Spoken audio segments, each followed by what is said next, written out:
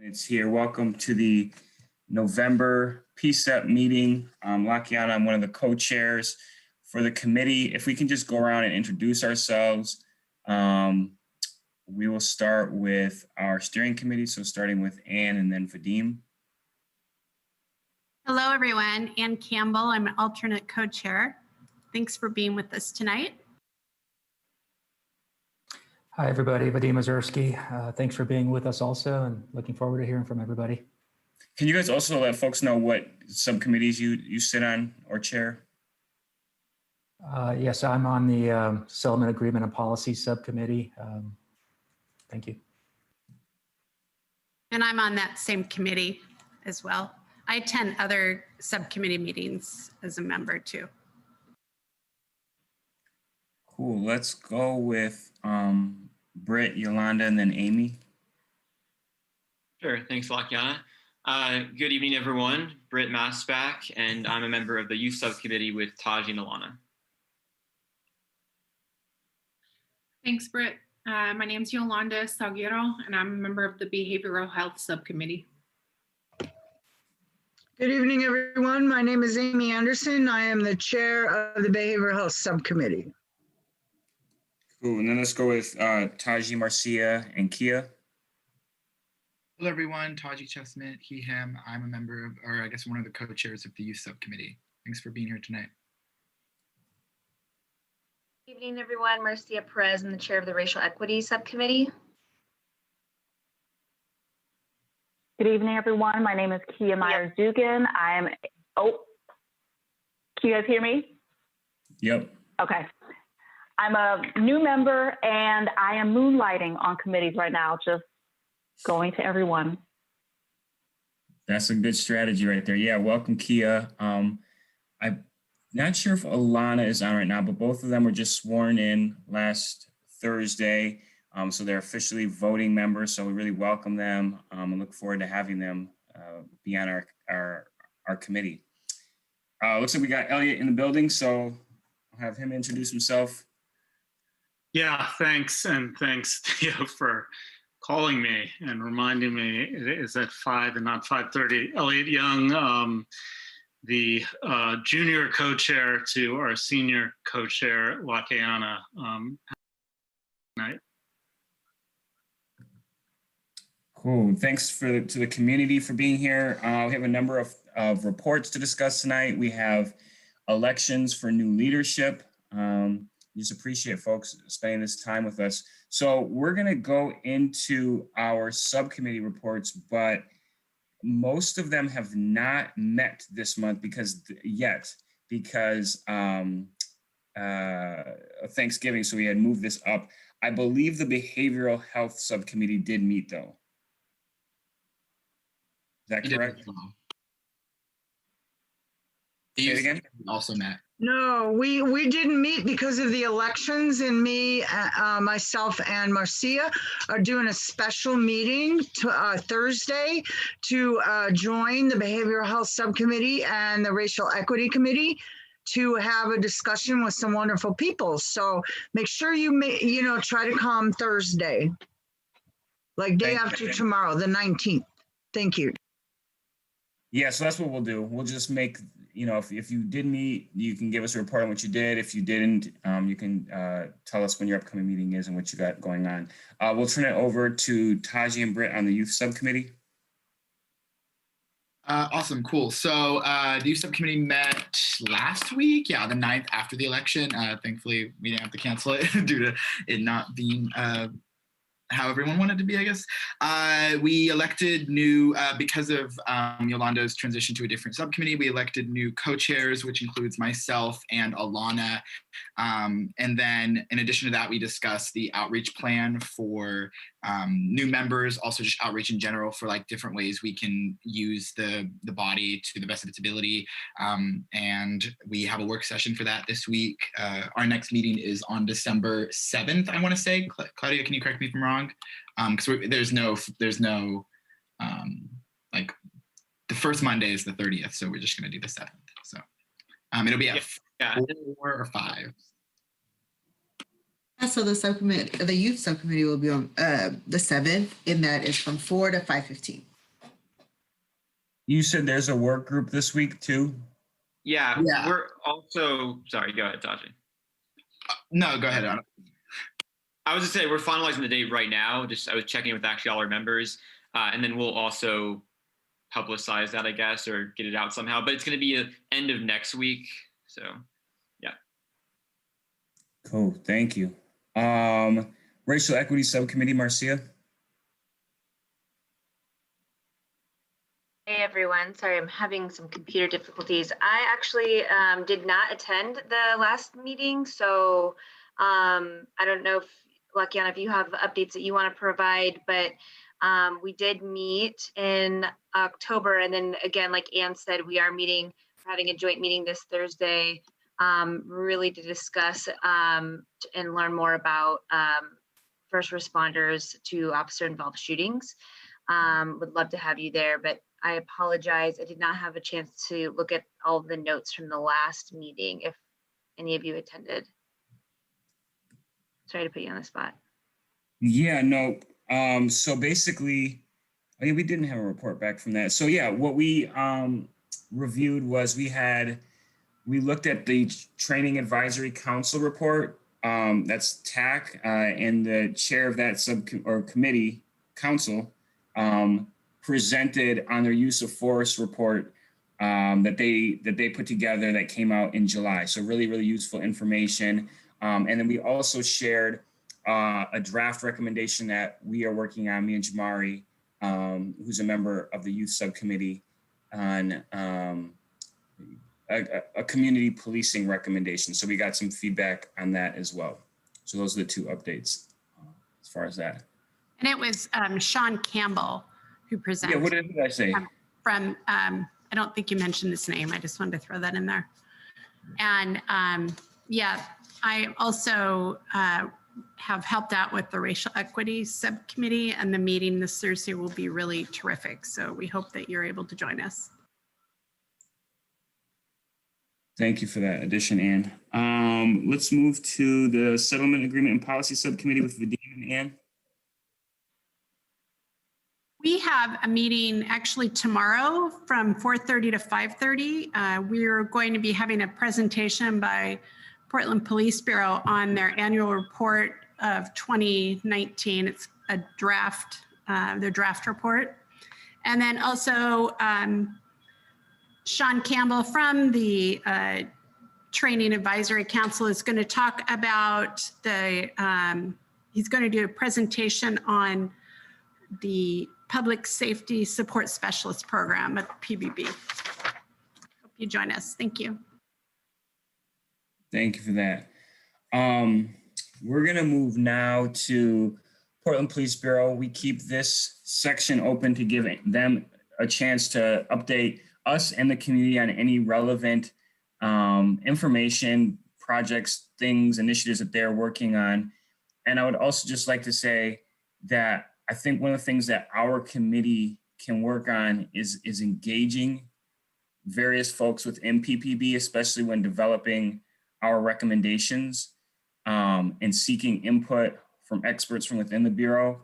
And even one thing we haven't done, and one of the things we're going to work on, and the recommendation I just mentioned, was also engaging officers who are on the ground, out in the streets. I think that there is, our recommendations can be strengthened by having more input. And I've had several conversations with folks within PPB, and they would like to see more engagement of Psep when we develop recommendations to seek their input the same way that we seek community input. So one of the suggestions I had was maybe adding a box to our recommendation form, the same way that we seek input from folks with experiencing mental health concerns and folks from the BIPOC communities, that maybe we add a piece in there, like how did you engage PPB in there as well. So just a thought that we could put in there, but just want to encourage folks to, as you're developing and working on initiatives, that you include them. So I don't know who our representative from PPB is tonight. Maybe it's Mary Claire. I've seen a couple other folks that are on as well. So whoever would like to give that update, you're up. Lakiana, AC Rush was going to do that, but I don't know if she's got, no, I can't see all the members, all the participants, but I believe she came in. huh? I believe Did she win? maybe she. I don't see her in here. She's trying the computer. Oh, there you Mary are. Claire, I'm here so far. Yeah, I'm here. I'm having some issues with my computer. I can only get on via phone. So I don't have my information. So if you could give me just a moment. Yep. Matter of fact, what we'll do is we forgot the steering committee. So we'll do that and come back to you so you can prepare for that. All right, thanks. Yeah. Elliot, do you want to give it? Do you want me to give?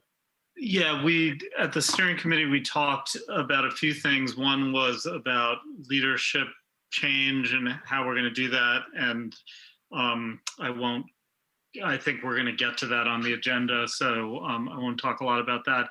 I also updated people on a meeting I had with the mayor's office about core patrol services. So one of the 19-point mayor plan by the mayor included Psep looking at core patrol services. And what that means is like the main services that the police provide, traffic, all sorts of the main functions that they do. And the Sam Diaz from the mayor's office has prepared a PowerPoint. He's going to come and present that to Psep at our December full board meeting and solicit feedback from the community, both in terms of verbal feedback, but also in terms of a survey. And the idea is that based on that feedback, Psep come up with recommendations that will then be forwarded to the mayor's office and put to city council for a vote sometime in the spring. So that's something that is coming up. Lakiana or Vadim or Ann, were there other things that we talked about that we should mention? I don't have anything to add. I think that was covered most of it. Yeah, I think so too. Thank you. Okay, we'll turn it back over to Assistant Chief Resch for the PPB update.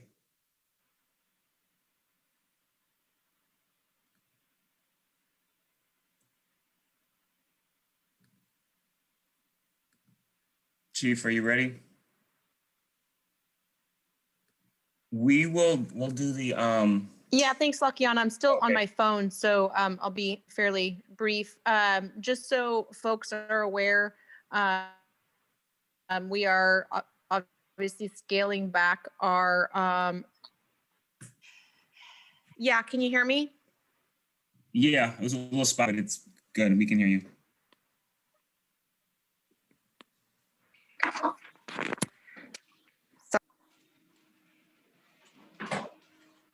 You went on mute now. All right, is that better? Lakiana, can you hear me on this one? Yeah. Okay, I'm gonna log my computer to work. I apologize. Yeah. Okay, I think I'm good now, sorry. So I just wanted to give folks kind of an update. We are scaling back our resources that have been designated to deal with the crowd management incidents over the last 4+ months. What that means is those resources that were dedicated to crowd management will go back to the positions that they held before. So back to assisting patrol on calls for service, or if they happen to be assigned to a different unit like detectives, they will be reassigned to that. Our incident management team is also being broken down, and it will, those folks will go back to their precincts as well. So like our incident commander will go back to being the commander of Central Precinct, that kind of thing. So everything is kind of disbanding and hopefully returning more to our normal services. We are also working on a wellness plan for the officers who were out on the line for months at a time, to ensure that when they do return to patrol, that they are in a healthy mindset and that they have had time to debrief with healthcare providers should they need to do so, and have had time to spend some time with their families. A lot of those people put in multiple days, weeks, and months on alternate shifts with many variations of shifts. And so it's very important that when we have them go back to patrol, that they do so in the best mindset. So like I said, we're working on a wellness program for them. And if there's questions related to that, I'd be happy to answer that as well. That's kind of an update on kind of the resources that we've had designated for the crowd management lately. And I know that we're having some other presentations from PPB, so I will keep my part short. Thank you. Thank you, Chief. Is there any questions starting from Psep? Maybe we'll take a couple, and then any from the community as well. You can just raise your hand, or yeah, we got a couple. Okay, cool. We'll go with Vadim and then Ann. Chief Resch, I read some stories from other jurisdictions about a lot of police officers taking leave for PTSD, filing claims and taking extended leave. Are you seeing any of that so far in Portland? I don't know specifically if we've had any. We do have some officers who like have taken vacation and stuff, but some of that stuff might be protected at the beginning. So if they filed, that would fall under kind of a medical meeting that we have. I am not aware of any at this point. It doesn't seem to be like a huge problem. I have read some stories about other agencies that have had kind of a large influx of that. I have not seen that or heard of that so far for Portland. Thank you. Chief Resch, I'm wondering if you have scheduled a time when you're going to review with the officers that were involved with the protests, going over some of the things, the actions and procedures that took place during that time. And will there be a public report about that or any information about that to the public? Could you clarify just a little bit more? Like, are we going to have like a large debrief, or because we have after actions that we're reviewing? So I guess what I'm wondering is, after all that happened, I know we're getting to the report at a later time, but the many uses of force against protesters, I know you have action after reports. I don't think I got that right, but I'm just wondering if there's going to be any additional work on that and kind of something to the community about things that happen, things that you're changing, anything like that.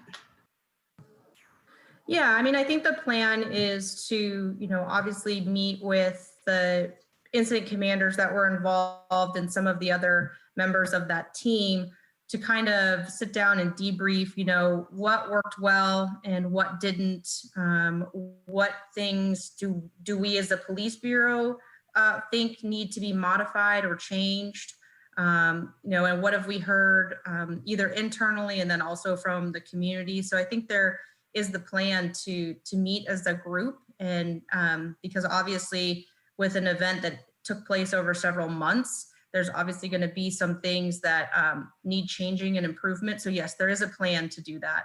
It does not have a date set yet, because like I said, we're trying to get everybody through the wellness program that we're trying to design, but there is a plan to do that. And just lastly, is there going to be a time to talk to the community about that process and what happened and the feedback from the incident commanders and all of that? Is there going to be a community meeting to kind of go over that? I don't know. I'm sure there will be. I don't know that there's one scheduled or anything like that. We are just in the kind of planning pieces of what this is all going to look like. But like I said, that's hearing internally and externally about what worked and what didn't.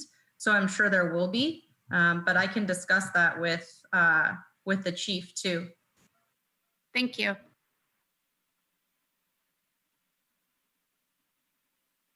And I actually want to ask this question that that Sarah in the chat mentioned.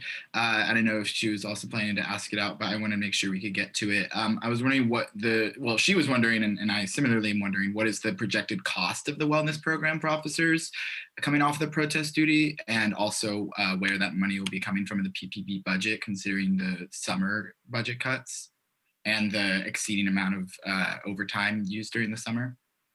Correct. A lot of the services, to my understanding, will be covered through EAP.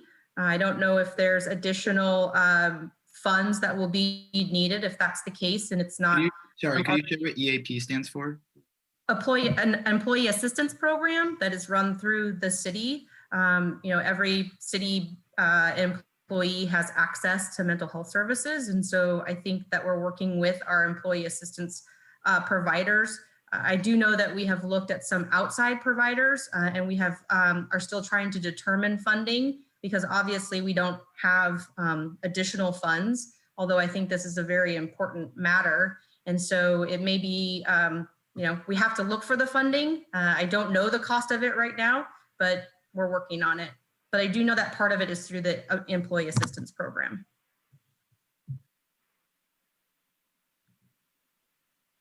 Thank you for that. Any other public questions specifically for that report? Yep, we can take yours, Kia. We'll take that as the last one. And then there will be 2 PPP reports coming up, so there'll be more time to ask questions. But go ahead, Kia. Chief Resch, for the program that's being planned, is 2 questions. Is it mandatory for officers to go through it? And are you intending to have any checkpoints for these officers as serving as criteria for that they're, wellness prepared for duty, or, mindset adjusted for duty? Is any of that planned? It is not a mandatory program. And then obviously if there was anybody that we thought needed additional assistance, then we would work with them. But no, at this point, it is not mandatory. So, thank you for that, Chief. I'll take this question here, and then we'll move on to what I was going to say. But there's one follow-up question. What culturally specific components would be offered for the wellness program, Chief? Well, we've looked at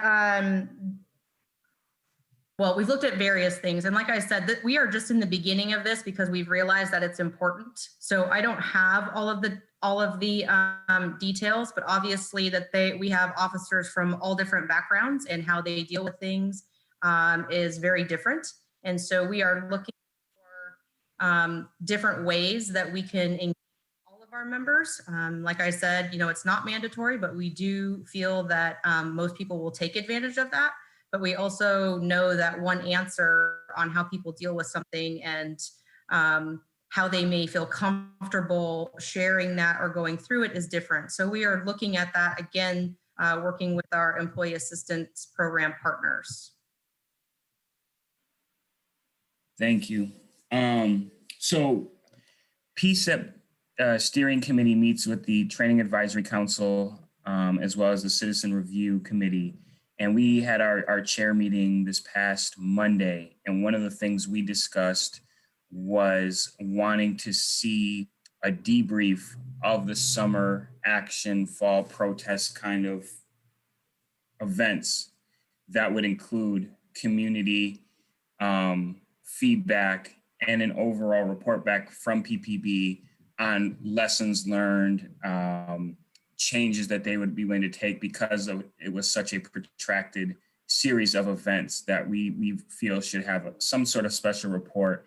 And Psep and TAC and CRC are going to put together a work group that will put together recommendations based on our 3 committees of what changes we would like to see to the Bureau to make moving forward for events that might happen in this, like lessons learned and things of that nature. So just want to let the community know that, let PPB know that, and we'll be kind of following up with what the next steps are from that. And that meeting happens every 3 weeks. Moving on in our agenda, we have an alternate seat to fill. We just added 2 new members on, and there was a third one to be added, but that individual was we weren't able to follow up with them and get them voted on to the committee. So we're going to open it back up. We have one alternate who's here with us tonight, I believe, Zainab. So what we're going to do is we'll hear from her, and then we will take a vote to recommend Zainab as a new member of the committee. So I invite Zainab now to share anything about she would like to share about herself and why she's interested in joining the Psep committee. Thank you, Lakiana, and everyone today. Again, my name is Zainab Folk, and I am a native of Oregon, born and raised. However, I don't live there at the moment. I live in Washington State, and I've been living here since 2016. So I relocated from Maryland after 16 years living in Baltimore, Maryland.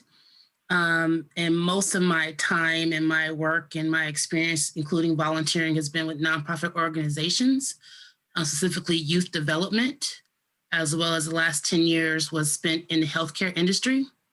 And so when I came to Psep, and man, it's been a while since I remember the first meeting I attended, but I think it was in the summer.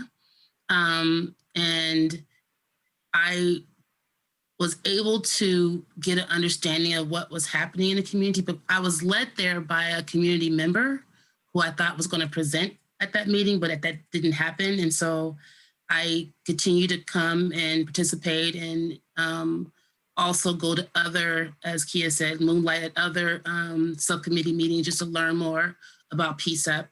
And I also took the training that was just offered, and I thought this was very informative information that I've never really received, especially to understand more about the particular reasons why Psep was formed, as well as, you know, the connections with the Portland Police Department, and also all the work that's being done within the community. And so I'm really excited to be able to share with you that I really continue to want to be a part of Psep. And I also feel like I can offer just my background when it comes to working in the community. Currently, I am a volunteer and the executive director with Kukatanen, which we talk about wellness program. We are just finishing up on Thursday is our last session. We've done 12 sessions after COVID hit and having to really rethink how we approach social distancing.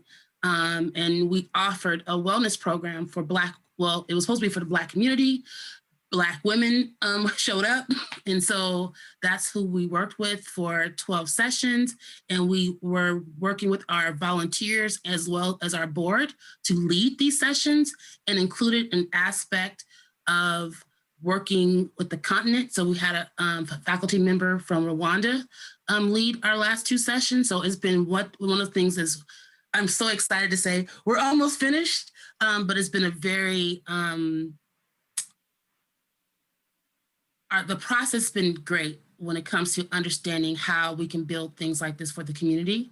Also in engaging our board and our community to be a part of this process, to deliver programming and sessions that are creative, looking at how art and culture can really help with wellness.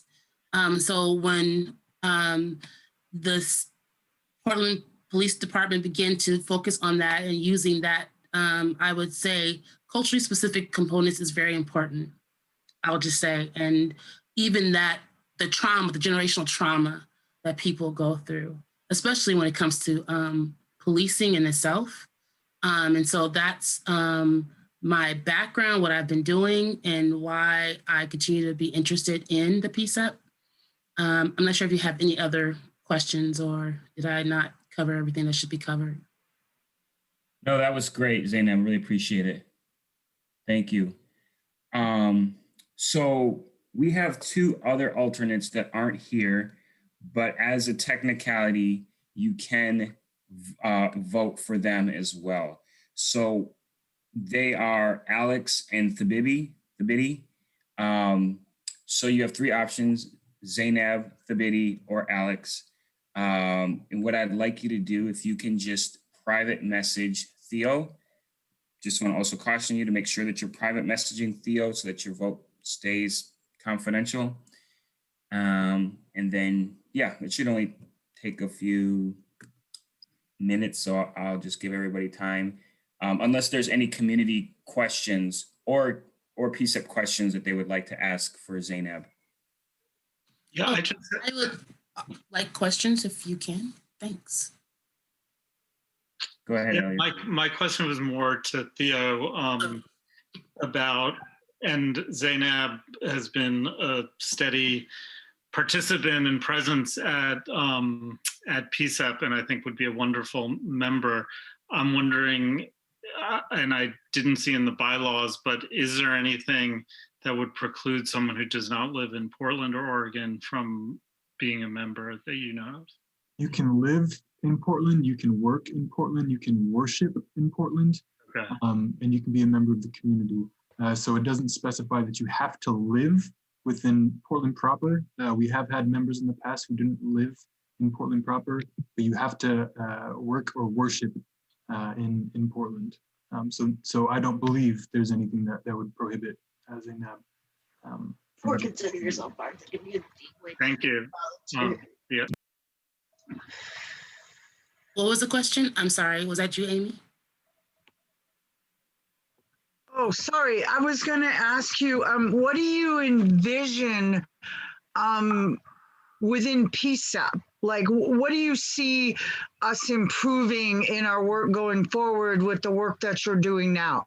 How can we be better at doing what we're doing, and you know what I'm trying to say? Like, where do we go from here? What's your dream for us, for being on Psep? Well, what would you like to see? One of the things that I really was looking forward to, but of course I didn't make it to that last session when you first brought on people to your to the Psep, was the actual retreat that you're planning on having. I'm not sure how well the retreat went when it comes to planning. I am a strategic planner.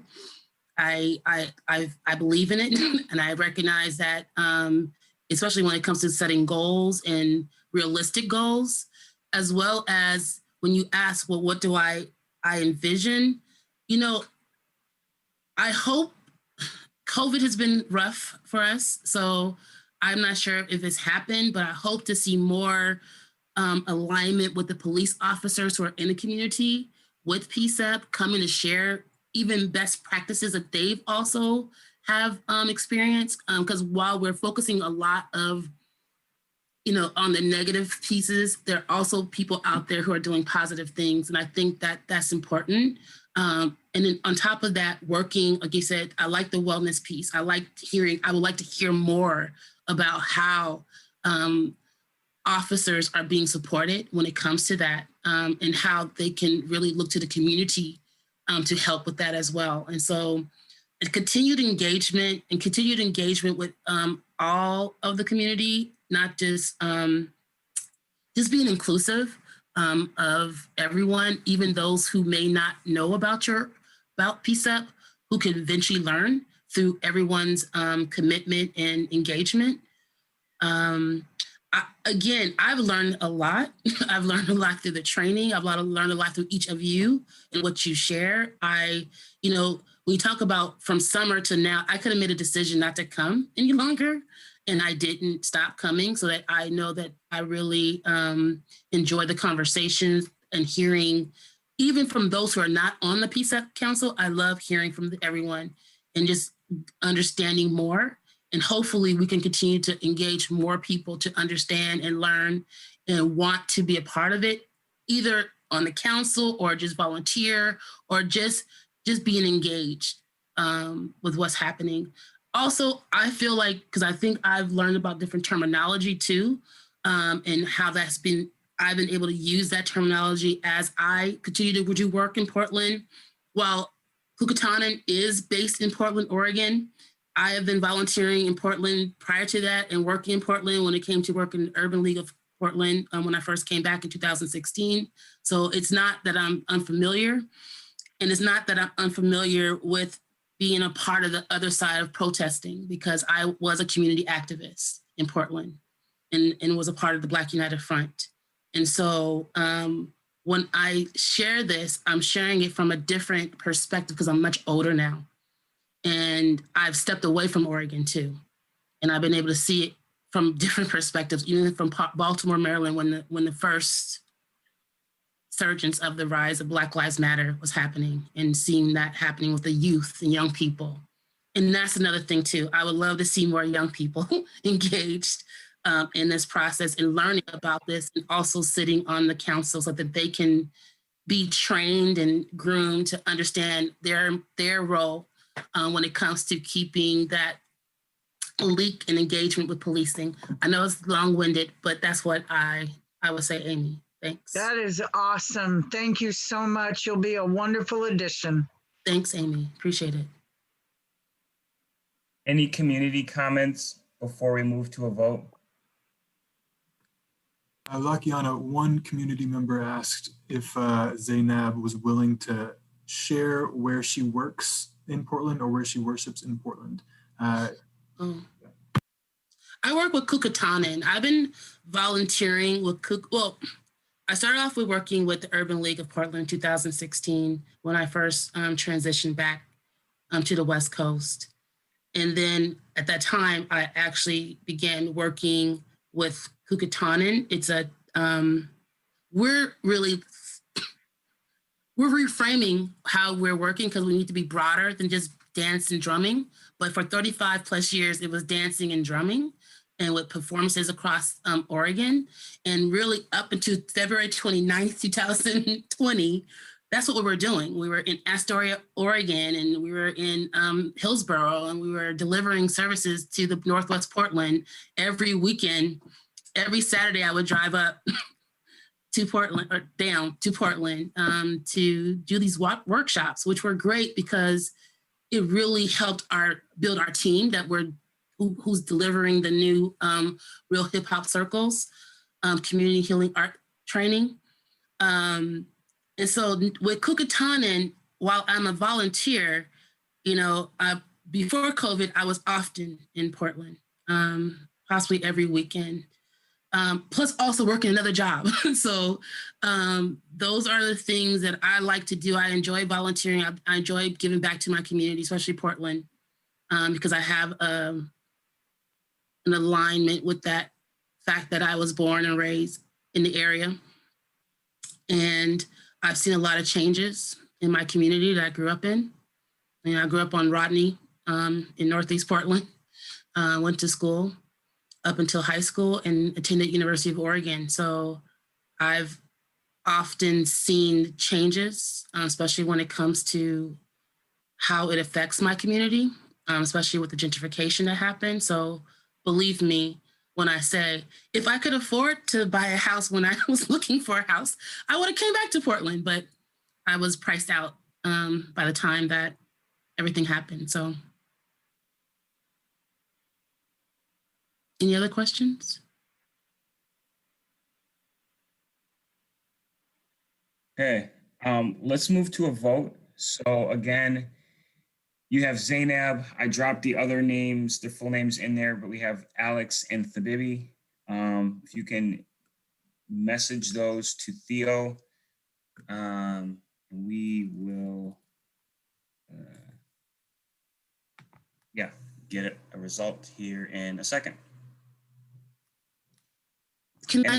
I want to share this too. I know you guys are doing the votes. I should say this before you guys vote. I need to jump off this call. As a nonprofit community organizer and a volunteer, I put a lot of time into certain things, and we're still trying to plan our last event, which is Thursday. And so I really need to be able to focus on that. But I did want to come on here and make that commitment because Judith reached out to me. And so I really appreciate that. But I just want to let you guys know that in advance. And I also want to just add that this is also a recommendation. This has to be confirmed by the mayor. And whenever you're ready, Theo, why don't you just message me, or I don't know how you want to do it. Yeah.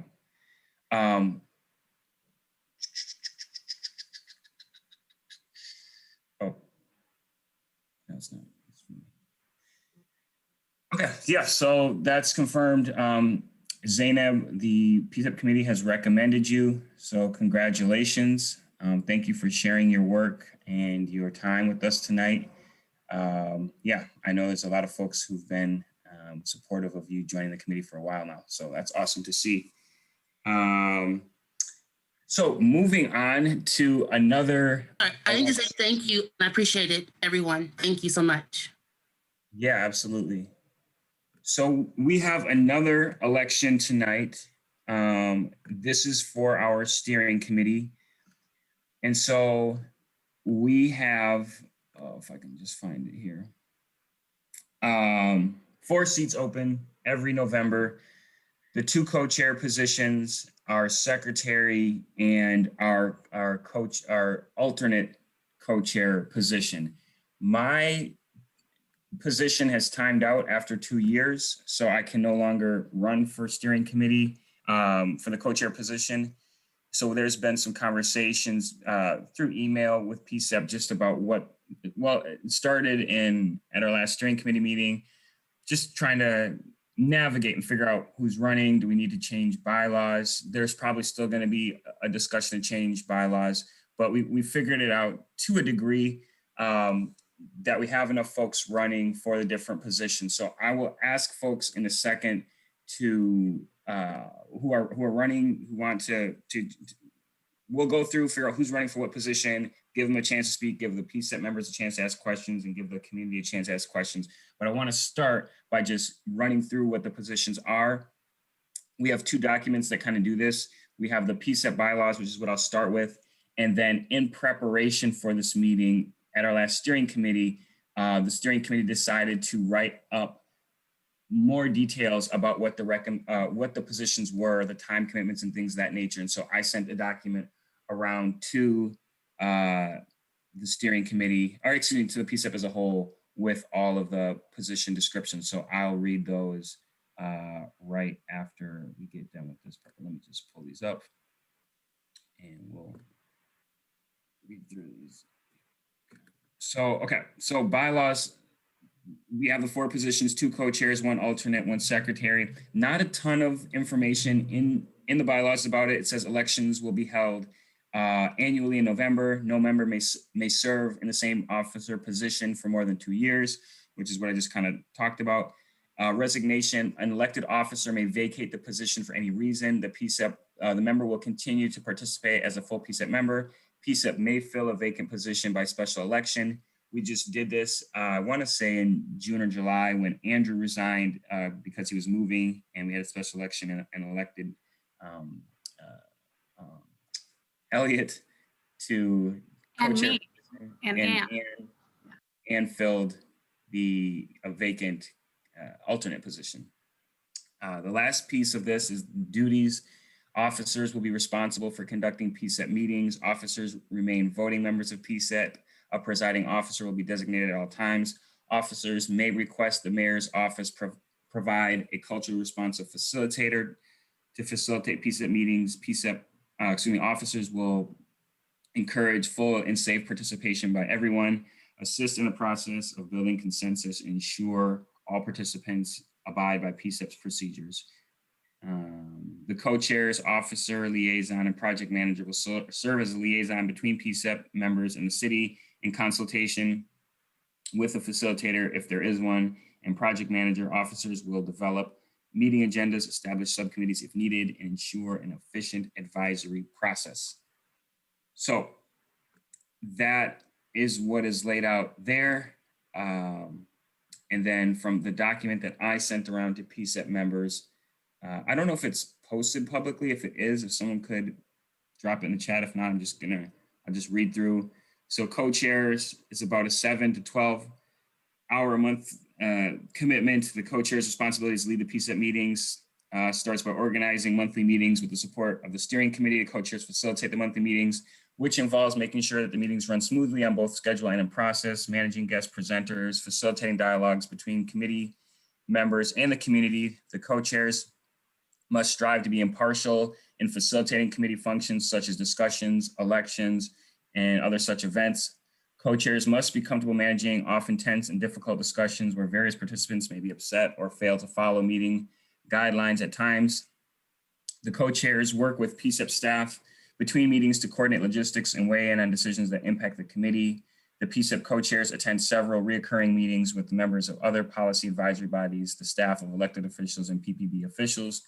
Co-chairs occasionally field inquiries from the press and media and are generally seen as the public face of the committee. The secretary position. We'll take clarifying questions and stuff after this, so feel free to be prepared to ask questions if you have them. Secretary time commitment, I estimated 5 to 10 hours a month. Would be happy to defer to Vadim if he has other thoughts on this, but secretary's primary function is to make sure that the committee adheres to the bylaws, the PCCEP plan, and stipulations of the settlement agreement. To this end, the secretary should be familiar with the bylaws and settlement agreement and have these documents on hand during PCCEP meetings and be prepared to weigh in whenever clarification or information is needed. This individual should be detail and process oriented. They attend the monthly steering committee meeting and have traditionally joined the co-chairs at the recurring meetings with members of other police advisory bodies, the staff of elected officials and PPB officials. Alternate co-chair, time commitments 4.5 hours to 10 hours a month. The alternate co-chair primarily functions as an at-large member of the steering committee. They should be prepared to serve as co-chair in the event of a resignation, a planned absence, or other such events in which a PCCEP co-chair is not able to serve either temporarily or permanently. In the day-to-day work of PCCEP, they function as a fourth set of eyes and ears on the work of the steering committee. They attend the monthly steering committee meeting and have traditionally joined the co-chairs at the recurring meetings with members of the police advisory bodies, the staff of elected officials and PPB officials. They should be prepared to support the steering committee and overall committee as needed. I just want to start with any clarifying questions just on the roles of these positions or commitments from folks that have been in them currently.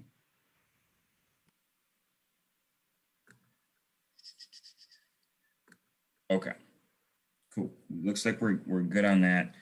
So let's go through and find out who's running for what. I know that there's emails sent and folks trying to figure out what they're going to do based on what is happening. So at this time, so what we'll do and what we have done is we start with the steering with the co-chair positions and then the alternate co-chair and the secretary. So who is planning on running for our co-chair positions? Don't all run at once. Okay, so I actually wasn't looking. So I saw Elliot and I saw Taji.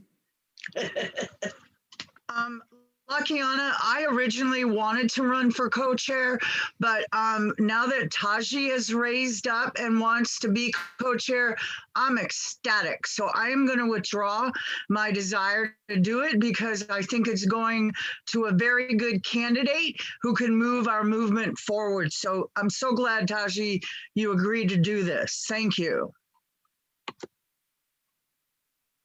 Thank you, Amy. Okay, so we have Elliot and Taji running for co-chairs. Alternate co-chair, or do we want to start with, well, we're already on it. Alternate co-chair, who's planning on running for that? I am. Okay, I'm also gonna put my name in the hat for that one. Is anybody else planning on running for that position? Okay, let's move to secretary. Vadim. Anybody else? Okay, so we're gonna start back up at the top. Can I say something? Yep, go ahead. So since you're running for alternate co-chair, then I'm going to not run. Except there may be a conflict because as an alternate co-chair, you have to be able to rise up into the position of chair, which you're already termed out at. You would have to sit out for a little while, maybe, but we have to rewrite the bylaws because they don't specify. But in the current description you read, which are awesome, you'd have to be willing to step in as a co-chair role. And that would be kind of stepping on toes of what your previous role was, or at least in my observation. I mean, I don't know what anyone else thinks, but and we it's a had great this, idea for you to be member, but alternate co-chair, I don't know how that flies. Amy, I appreciate that feedback. I want to say we did have this conversation earlier because it's a separate position. It is something that Lakiana could run for. And when we had this discussion, we had staff on board, and I think everybody, nobody objected to it at that point in time. And I think that is consistent with the bylaws because it's not the exact same position as before, and certainly has different responsibilities with respect to representing Psep on a regular basis.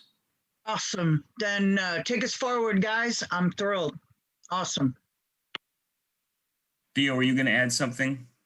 No, I was going to say what Vadim said. Essentially, it's a separate position. And when it was created in the bylaws, it was meant for meeting purposes and facilitation purposes, and so folks could have an officer present at all times. But they're separate positions.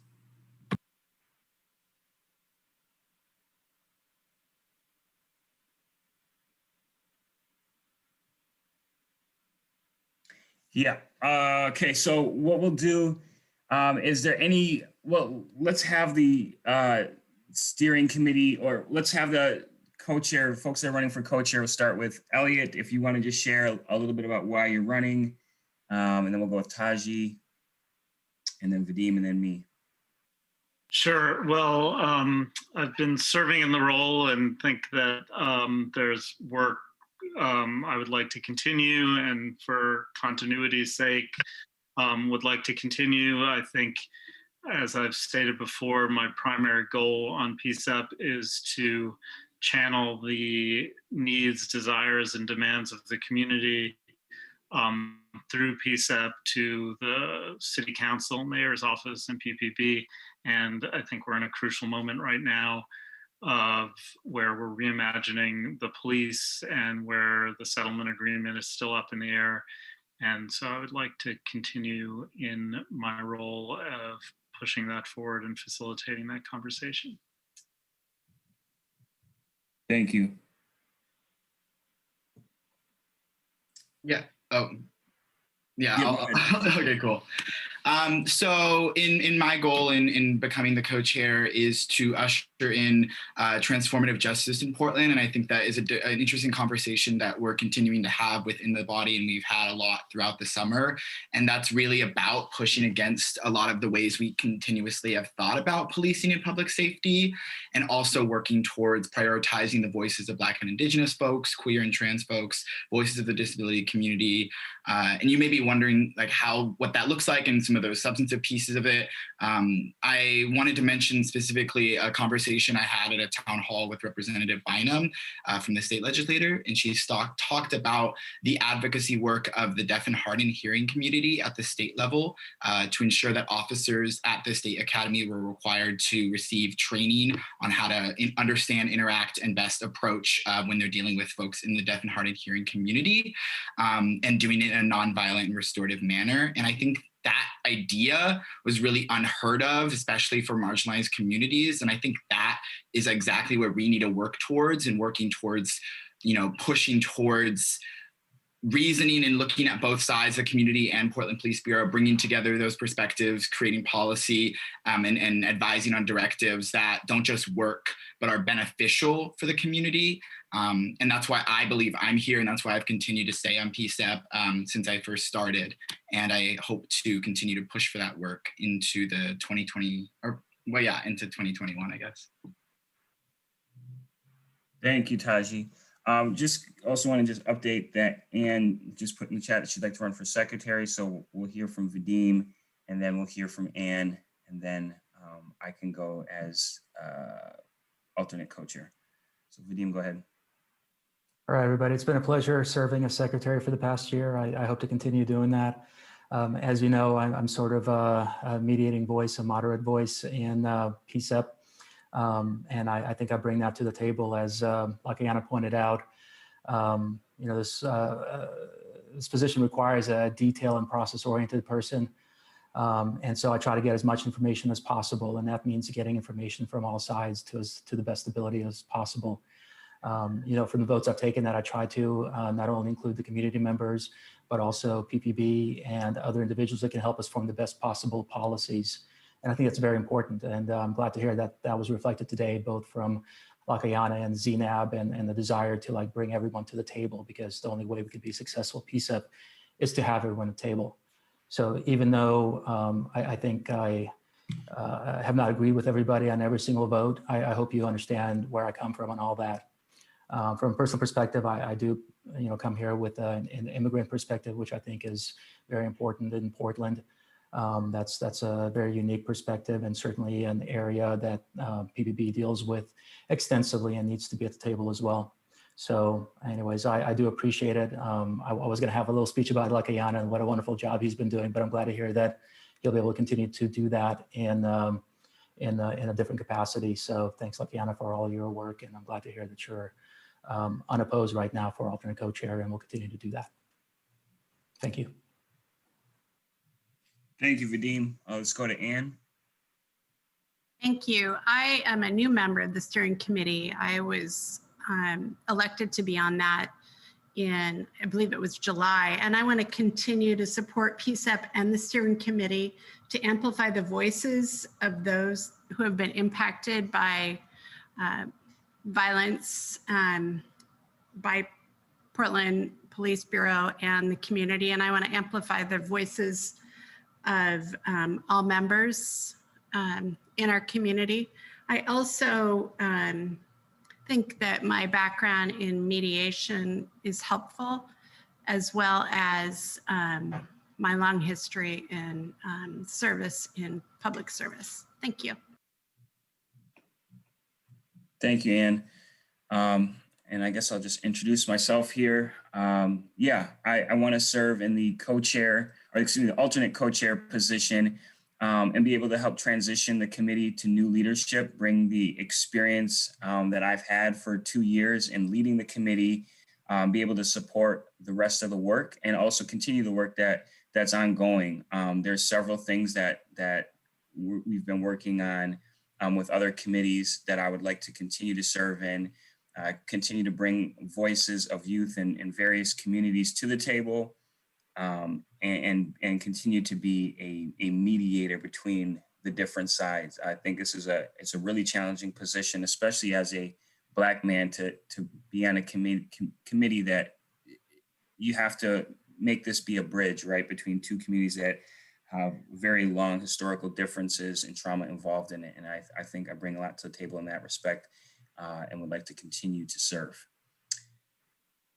That being said, I'm going to start us off with PCCEP questions for any of the candidates. And just to keep us on time, we are, oh no, we're good. We're good. We're actually ahead. Yep. So yeah, so I'll open up to PCCEP questions. Use the hand raise function if you can. If not, you can give us a verbal or a physical hand wave as well. Go ahead, Amy. Okay, my question is for Vadim and Ann, to make it fair. Could you please give me one situation in which your contribution made an impact this year in our committee? Oh, wow. In our larger committee, sorry, Vadim, do you want to go first? No, go ahead. Okay. Amy, in the steering committee or in PSEP? Well, that's a tough question. Now you got me, because the steering committee is where most, I think, of the work happens. And then the big committee, we talk about it, get community input and go back. So you pick. I'll let you guys pick either one. I'm good with either. They're both important. That was a great question. I'm really proud of being a part of PSEP in general. I'm proud of the work that everyone does. And I I feel like my push, my short time as alternate co-chair was to create a little more transparency about some of the other meetings that Psep members were in, and sharing that information with community Psep members. Also, I feel like I have been a good supporter of Psep in various subcommittee meetings, and most recently with helping to put together the meeting this Thursday with the Behavioral Health and Racial Equity Subcommittee. And with me, Lakiana mentioned earlier that the organizers, the chairs of the 3 committees, Psep, as well as the Citizen Review Committee and the Training Advisory Committee, have been meeting not only amongst themselves and planning out how we can help each other in our goals and reinforce our ideas, but also meeting with the mayor and other commissioner staff. So that was initially my idea. I raised it within the chair of the CRC, and then we brought in everybody else together. And I think that has helped really everyone's voice be heard much better amongst the elected officials. So not only do we meet with the mayor and his staff on a regular basis, but we also meet with the other city council staff members that support the commissioners on a regular basis. And that's all come from a result of that. And so, like I said, my voice is to bring people together, and whatever I can do to make Psep heard, and the people who can further our mission is something that I try to do.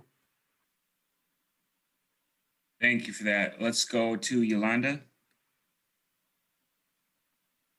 Thank you. Just after hearing how important, the wellness program is, we've heard kind of an explanation of that earlier on, and tonight about the mental health status as our police officers come back to work. I also want to take into consideration like Psep members and how busy our schedules are, and most of us work full time. And so thinking about that, I would like to know how each person that's running is kind of balancing their obligations, and kind of like include self-care too. Let's start with Elliot and Taji, since Vadim and Ann just answered that last question. Yeah, sure, I could go. So if you're not familiar, outside of Psep, I'm also a student at the University of Chicago, and that's where I'm currently located for the next 4 days. And on top of that, I also am the executive director of Raising Justice, and we do similar work, mostly focused in juvenile justice work. So it sort of has always been a big part of my life, doing this, I guess, type of work, specifically community-based work. In the sense of like, how do I balance all of it? I think I best do that just with my time management and organizational skills, which has shown in the subcommittees as we've worked, and I sort of took up a leadership role there after Yolanda's departure and during the summer as well, and helping to push forward 2 recommendations. And I hope to continue to do that process and continue to be able to show my skill set in that regard in my position as co-chair. Self-care, what's that?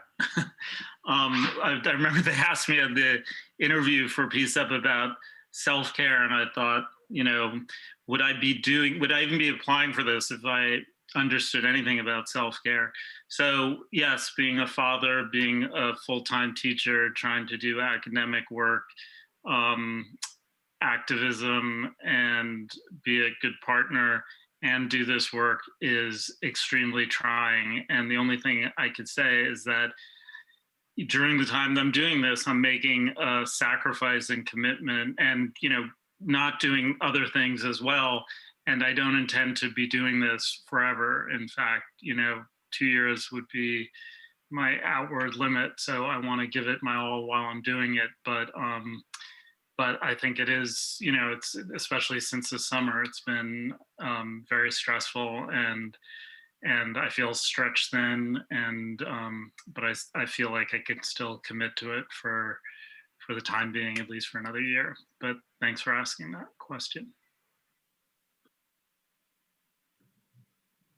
Yeah, I would echo what Elliot said. The positions can be very stressful, balancing the different dynamics, and it ebbs and flows when it feels stressful and emotional. The summer was definitely part of it. There was some early times in Psep that felt really, really hard. I think for me, what I do is, well, first of all, I have several Psep members that I can vent to. And I think sometimes it's good to find somebody on the committee who's kind of also knows what you're going through, to be able to like talk to them and, get your thoughts out and help make decisions. Because there is a lot of pieces of this that there's not 100% the right direction. Even if you take a look at these elections tonight, there's a lot of thoughts and things. So finding someone else on the committee that you can connect to. And then personally, I like taking really long walks. I like reading. And at some point, you just got to, step away from your work. This work has a tendency to bleed. As Yolanda said, it's a volunteer position.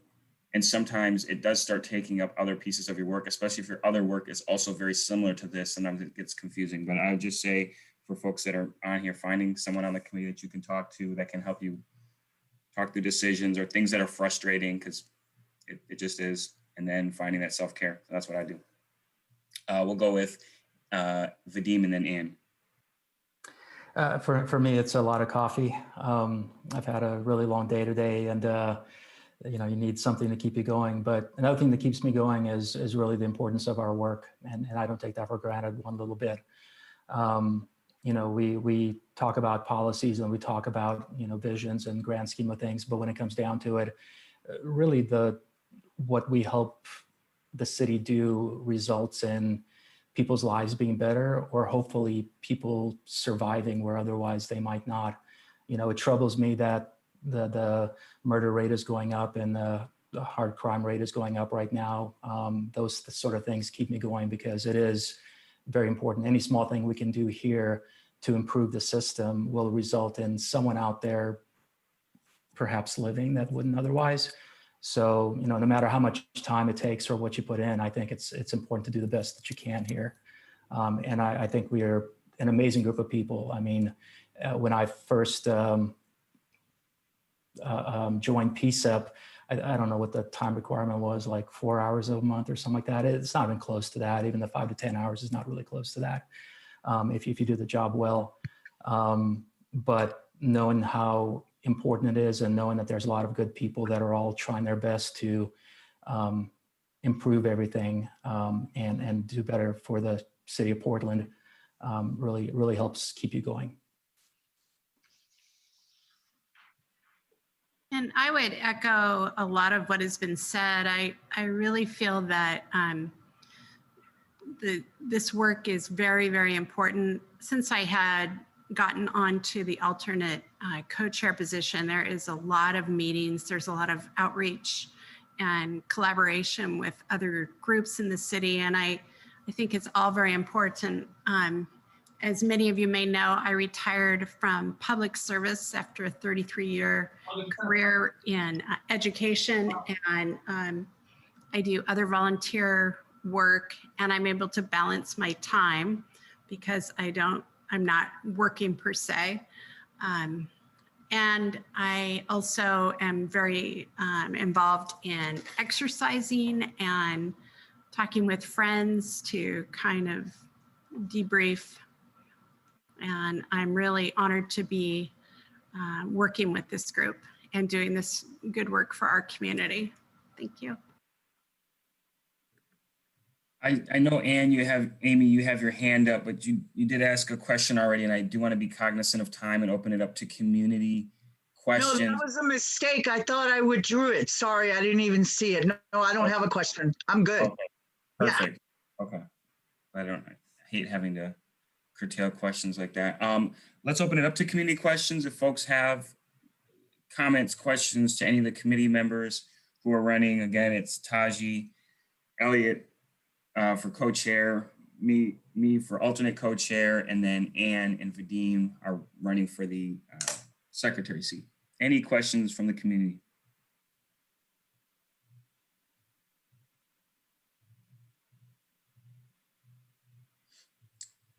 Going once, going twice. Okay, I do want to acknowledge also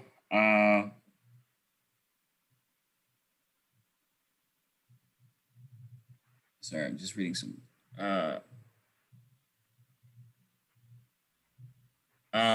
yeah, sorry, we're gonna move to a vote now. Just reading a message here. Do we need to vote on unopposed seats? Yes, I would say in the spirit of it, it would be best that we vote on them. So what you're gonna do is you're gonna message your 4 votes, your 2 co-chair spots, your alternate co-chair spot, and then secretary. There's 2 people running for that for 1 position, and in Vadim. So just do names. You don't have to write it all out. Yeah. Yep. Okay. That makes sense. That's going to take a minute for Theo to tabulate. So we'll give folks a chance to do it, and then I will pass it over to Elliot to take over the second half of the meeting. And as we move into a new steering committee, that group I think should take over in December. There's no more steering committee meetings or full body meetings after this. Okay, while we Theo tabulates, why don't we move on so we could take advantage of our time, because I think there's going to be a lot of discussion about some of the future issues. Next up on the agenda is a report on public engagement plan of the Police Bureau. And Mary Claire, I don't know whether anyone is prepared to present on that. Of course, we're prepared to present, Elliot, and I thank you for the opportunity. But before I introduce our presenters, I just wanted to give a little background for those who are new and haven't been around the entire year as to what we're talking about tonight. The Community Engagement Plan is a part of the settlement agreement that the city entered into with the Department of Justice, and it required the Bureau to develop a community engagement plan in collaboration with the Psep. So back in, I believe it was March of 2019, then Chief Outlaw and Officer Natasha Huntsberger, who is with us this evening, presented before the Psep on our community engagement activities to introduce this subject basically. And then in the spring, April and May, and maybe even June, we were in attendance at subcommittee meetings, talking to members about suggestions for elements to this CEO plan. We took the suggestions of the Psep, developed a plan, and presented it to Psep, I believe, last September, where it was accepted. And then the chief presented it to the city council in October. So it's been about a year since we started on the elements that had been approved by both Psep and the Bureau, and thought that it would be a good idea to come before you and to give you a report on the progress that's been made despite all the things that have gone on in the past year that we didn't anticipate. But before I introduce Natasha, or before Natasha goes through the particular elements of the plan, which I believe she will have up on the screen for those of you who don't have the document with you, I did want to introduce Sergeant Hill, who is a member of the Community Engagement Unit, and he's going to tell you a little bit. And before we get to the plan, we actually wanted to share with you some of the exciting news that the Bureau has with regard to community engagement, because that unit has actually been expanded since we met or talked about this a year ago. So I've asked Sergeant Hill to briefly go over that piece of news, and then he will turn it over to Natasha, who will walk you through each of the elements and give you an update on the various aspects of the plan. So Sergeant Hill. Good evening, everyone.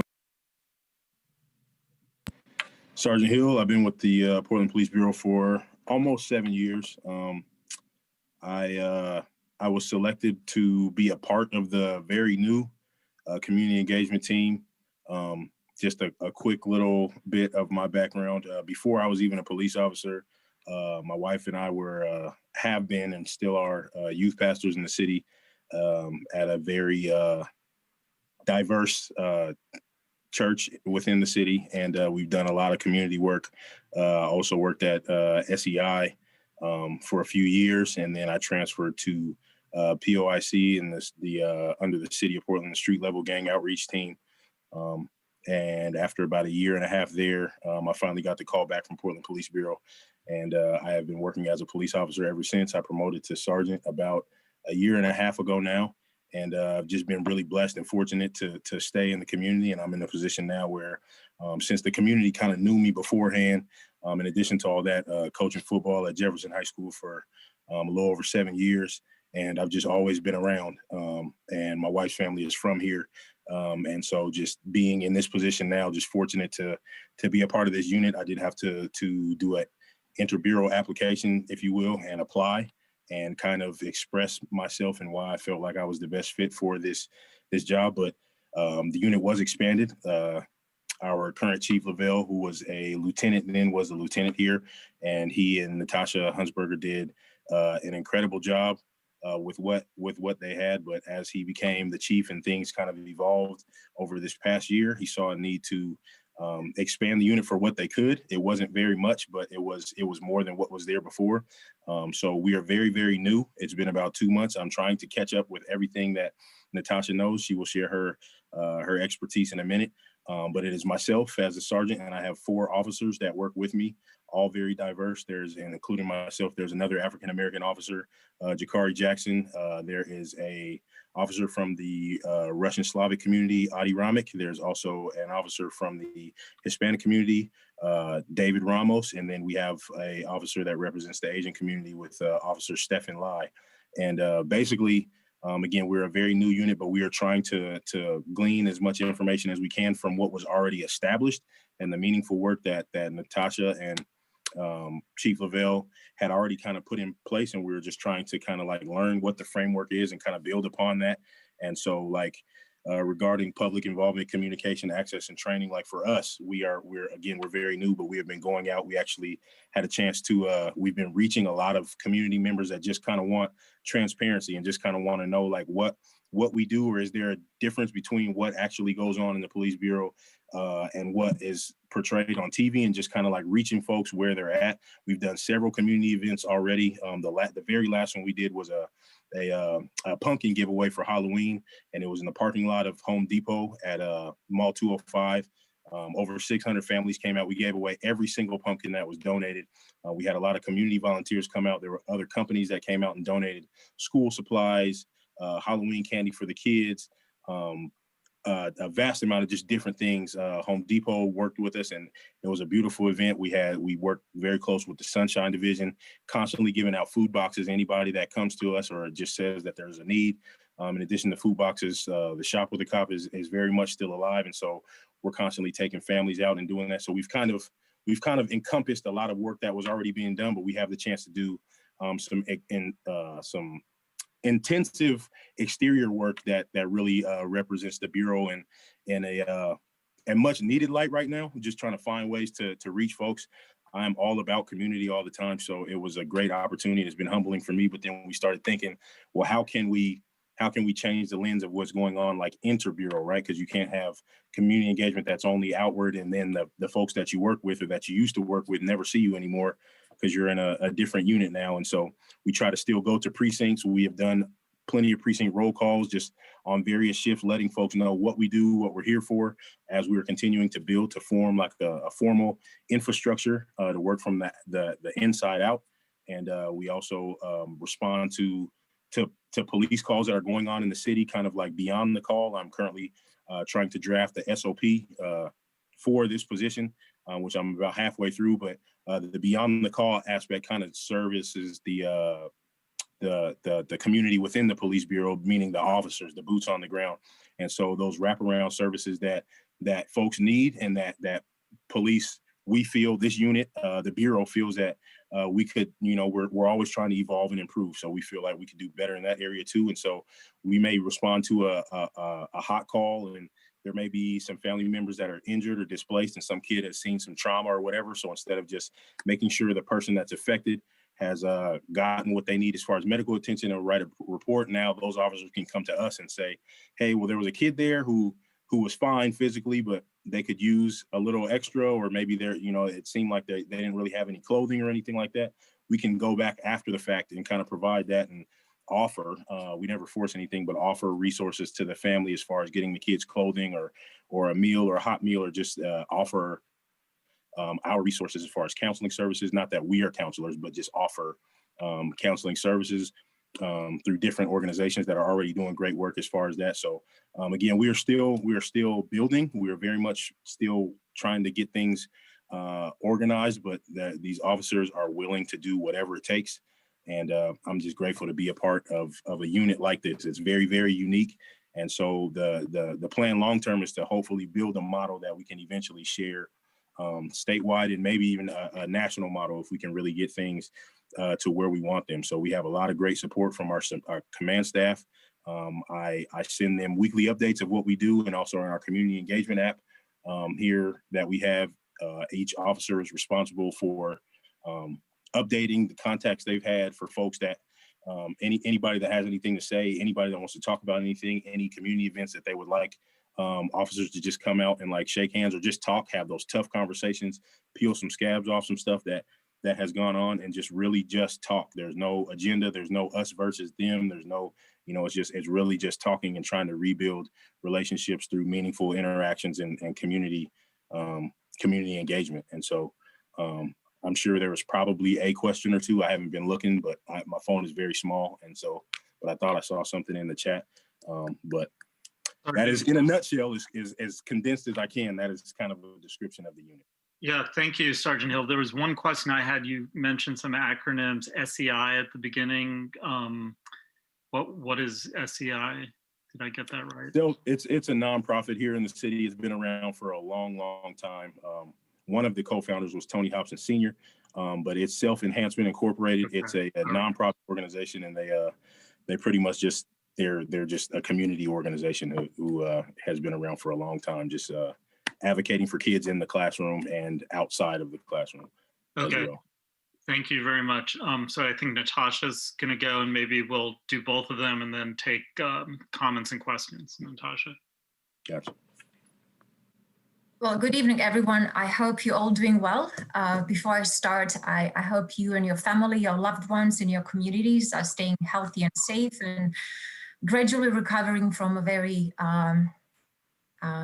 pervasive turmoil on local and national level. So on that note, I am working with Claudia to see if I'm able to share my screen. So if you can bear with me. Yes, so since I'm not able to share my screen, Claudia, I emailed you my roadmap, actually that you all probably have. So I apologize for duplication.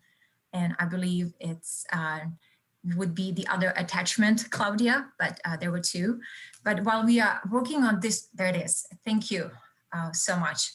So as you all know, with your due diligence, commitment, and input, we were able to, in tandem with other community stakeholders and divisions of the Portland Police Bureau, create this foundational document that is committed to frame for the next couple of years Portland Police Community Engagement Strategic Roadmap. While I have to give you a disclaimer, as you're well aware, because you actively and intimately participated in crafting this document based on your representations of various community voices. This was tailored and designed to rather traditional format of interacting with the community members in rather peaceful, healthy, normal times. As Mary Claire so eloquently put it and framed it, some of our initial plans were tailored to definitely not tailored to responding to COVID and pandemic of social injustice movements that we all experienced. So in terms of due dates, I would work with you and appeal to you to ignore those as of right now, simply because we will present you our reasoning and logic for disregarding those as we continue to work on implementing and adhering and strengthening this roadmap that we put together. So for those who are new to the committee, the public involvement pillar of our roadmap, I will just read it for you briefly. It actually states, the goal is to increase ongoing structural opportunities for meaningful community engagement and inclusion. So based on our input, could we scroll up a little bit? This is since I have no control. So as Sergeant Hill pointed out, even with the newly established Office of Community Engagement, in addition to other divisions, including patrol, operations, and investigations, our members, both sworn and non-sworn, despite challenges and barriers caused by COVID and other restrictions, continue to engage with various community segments in their capacity in the course of their duty as well. So as Sergeant Hill illustrated, there might be, to a lesser degree, to limited in-person interfacing and interaction. However, we have adapted, like many of you, and adapted to the online virtual reality interfacing and conducting workshops, working on projects in Zoom or Microsoft Teams. So it took us a little bit of time to adapt. And in addition to identifying new avenues of communication in order to maintain momentum of building, reinforcing and nurturing trust as a guiding factor to community engagement, we also were informed and educated by our community partnerships that COVID really caused a lot of stress and trauma to our community members. So in the effort to be mindful and respectful of community needs in regards to trauma, livability issues, and primary basic needs, we tailored and scaled down to in-person interactions and offered our support in whichever avenue we were able to do that, whether it's via Sunshine Division outreach or simply providing workshop sessions with youth and families. But just acknowledging as a community organization, as Portland Police Bureau, that many families are struggling, continue to struggle, helped us really connect and tailor our strategic roadmap to really hear and be inclusive of community voices. So I'm also glad to hear and learn from Mr. Lakiana that there's more interfacing, or there has been interfacing more actively between Psep and some of our Portland Police Advisory Councils, such as Training Advisory Council. And we are also hoping moving forward with a degree of regaining stability and normalization that we can expand those platforms and start interfacing with other groups that are members of our organization. I'm very, very excited in terms of talking about goal of public involvement, which refers to enhance existing opportunities for community and police partnerships. As you all know, Chief Outlaw provided this framework for Portland Police Bureau Chief's Office to set up one of those general assemblies with the various community voices that would represent the needs of marginalized communities as inclusive as one can put it together. So as a result of these efforts, but also I have to give full credit to, at that time, Chief Jamie Rush, who initiated weekly meetings with all chairs of all our advisory councils in order to improve communication and increase transparency and access to direct access to the Chief's Office in regards to Portland Police Bureau response to social justice movements. We inadvertently, or even better word would be organically, all came together. All advisory council saw in crisis, saw opportunity. And by that, I mean, they created a coalition of all advisory councils. It's also acronym is CAG. And I believe that some of my respected colleagues and some of many of you probably know and have worked in the past in the Zoom room, and I'm not sure if they would like to say something, but our coalition, as envisaged and tailored by Chief Outlaw, came together and is including voices from Slavic Advisory Council, Muslim, Latino Advisory Council, Alliance for Safer Community, and Behavioral Health Advisory Council, and Training Advisory Council. So it is as diverse as we ever had. I believe in our history, this is the second time we had such a very sustainable, diverse, versatile, and very powerful group and coalition of so many voices representing and echoing needs of so many more community members. I do hope that at some point you meet our coalition members and start interfacing in a very productive and meaningful way.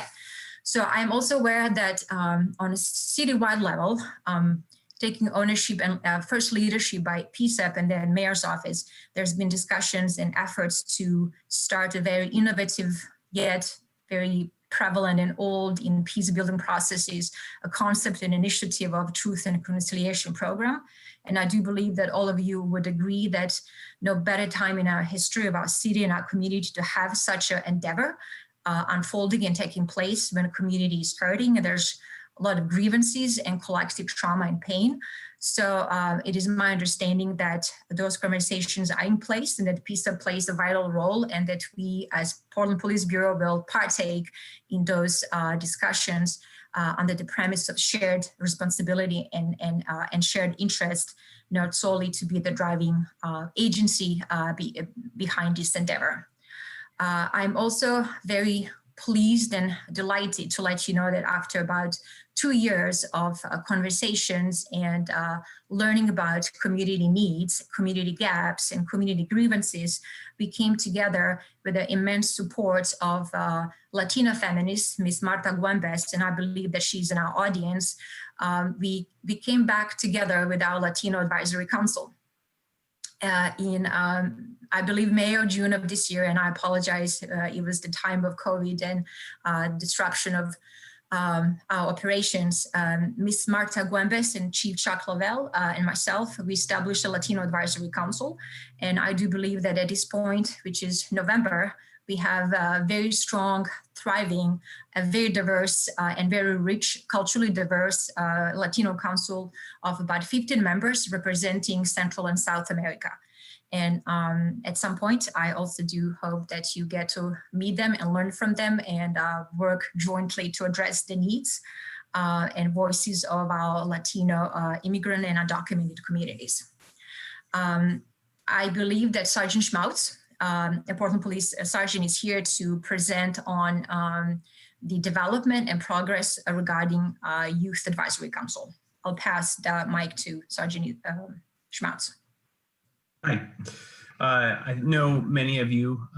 I've worked with many of you, but for those of you who don't know me, my name is Sergeant Aaron Schmautz. I was a sergeant for the Youth Services Division that was disbanded back in June. I've been a police officer for 15 years, a sergeant for about 5. I was a member of LIPSIC. I did Ward as Bond this year with Mr. Drury. I have been doing some work recently with Taji, with YEP, kind of auditing the work that we did there to see how we can kind of expand on that. And I'm also a member of the Juvenile Justice Council. We're working on putting together our Youth Advisory Council as kind of the world closed down here in March, which kind of broke a lot of our kind of avenues to working on the things we were working on. But we had begun by doing a pilot with David Douglas. We were with their Black and Latino student unions. The idea there was to see how they it's a very diverse school there, and we wanted to kind of work with those diverse communities to see how they would best receive a relationship and how we could best receive what they had to say. And the Chief's office has a desire to be able to hear from the youth community. This became, if you go back to last fall, we had several student walkouts that were hugely attended, real powerful moments, but certainly it was with all the different communities that we have in the free speech community, there was just a lot of different kind of intersections of those communities that made it difficult for the police bureau to manage those situations. So that kind of was a big part of what we were looking for as far as how we can engage with that community to make sure that we can make those events safe for them and they have a good conduit to the chief's office. Moving forward, I've spoken with and met with PPS and with MESD. The idea is we want, again, the chief's office to have the ability to communicate with youth throughout the city in a way that's repeatable and that is equitable and meaningful. A lot of the conversations I've been having with youth, they feel a lot of the time they'll hear that people want to hear their voice, but that ultimately it just falls into either on deaf ears or that it's kind of just a box to be checked, not meaningful. And so, we want to make sure that we're hearing from the whole community and that we have real work that we can get from them and help them do. So working with PPS, they're kind of working on their own engagement plan, but the idea is to work with each school in the city, in each district, to get representatives from each of these schools to make sure that we're hearing from all those voices throughout the city, and so that people are receiving service from the police bureau equally as regardless of where you live in the city. Thank you, Sergeant Schmautz. And Claudia, would you be so kind to scroll up a little bit to the communication section so I can cover that one? Perfect. Thank you, Claudia. For those who are not familiar, the pillar of communication states the following: to expand and improve existing communication strategies and techniques to better communicate with those who live, work, and recreate in Portland. I was fortunate to be at one of your sessions when your valuable community partners shared and echoed their concerns about Portland Police Bureau's practices to share, inform, and engage community members in a media forum, media platform. And I was very glad to document those comments and take them back to our command staff who heard you, and as result of your input and meaningful suggestions, we did identify that some of our communication strategies were purely and primarily of a digital nature, using digital platform, which, yes, it is a 21st century. However, there are many community members and segments that do, as a result of socioeconomic, even language barriers, do not have access to such a privileged medium of information and education, as we all rather take it for granted. For that reason, taking your inputs, we went back to identifying how to connect vulnerable communities who lack access to information and keep them up to date, informed, and included, and give them an opportunity and platform to provide input and be heard primarily. So we did the old-fashioned newsletter, and we've been printing those just up until May of this year, when we had to reshift and pivot our operational resources and strategies. So as you can imagine, a little bit due to COVID and a little bit due to the summer of 2020, we put on hold. We had about a 4 months long suspension for the hard copy newsletter. However, I'm very pleased today, was in a meeting with Mary Claire, and we learned that we are going back to publishing and distributing newsletters to our vulnerable communities and organizations that serve at-risk marginalized communities. So I'm also very pleased to let you know that due to your input, we did create a sign-up sheet for a digital version of that newsletter as well, in order to enhance and broaden the scope of our audience and readership. As a result of partnerships with the community organizations, we tried our best. I understand that we can always do it better. We tried our best to translate our newsletter and most critical information in Spanish. We did start tweeting in Spanish based on our language accessibilities. And due to partnerships and support of our Slavic communities, we were fortunate to translate those into Russian and Ukrainian languages as well. And as a result of your suggestions and input, we broadened our community stakeholders and partnered with Latino media and Slavic media outlets to just augment our message and allow those communities to use those platforms to provide feedback, share concern, and just keep us informed and educating about their needs. So on that note, there was a question that you raised last time about what are our efforts to promote Track It, a system that is an online way to access Portland Police Bureau, share feedback, share, provide commendation should anyone want to do that, or complaints, of course, online. And we have to tell you that those have been really active. So hopefully that could be indication of more successful promotion of Track It system. The third section, as details is addressing the issue of the Portland Police Bureau website. As you all know, it appears to be rather archaic and challenging to navigate. So I have to, share the latest update is that I actually had to write it down. It is something called the city website is migrating to a new platform, and it's currently in a state called beta testing. Not really sure what exactly that entails, but it means that it's in a process of development and testing and adapting to this new platform. For that reason, that delays significantly our ability to complete a new makeup or makeover of the Portland Police Bureau website that would have, in theory, be more easier, more equitable to navigate, provide more detailed information that is up to date. So as soon as there's a little bit more updates on the city level, which is absolutely out of our control, once we reach that consensus that we can migrate and take ownership of our webpage, we will definitely let you know and inform our community partners and work with you to make sure it's really working and it's equitable navigation of the system.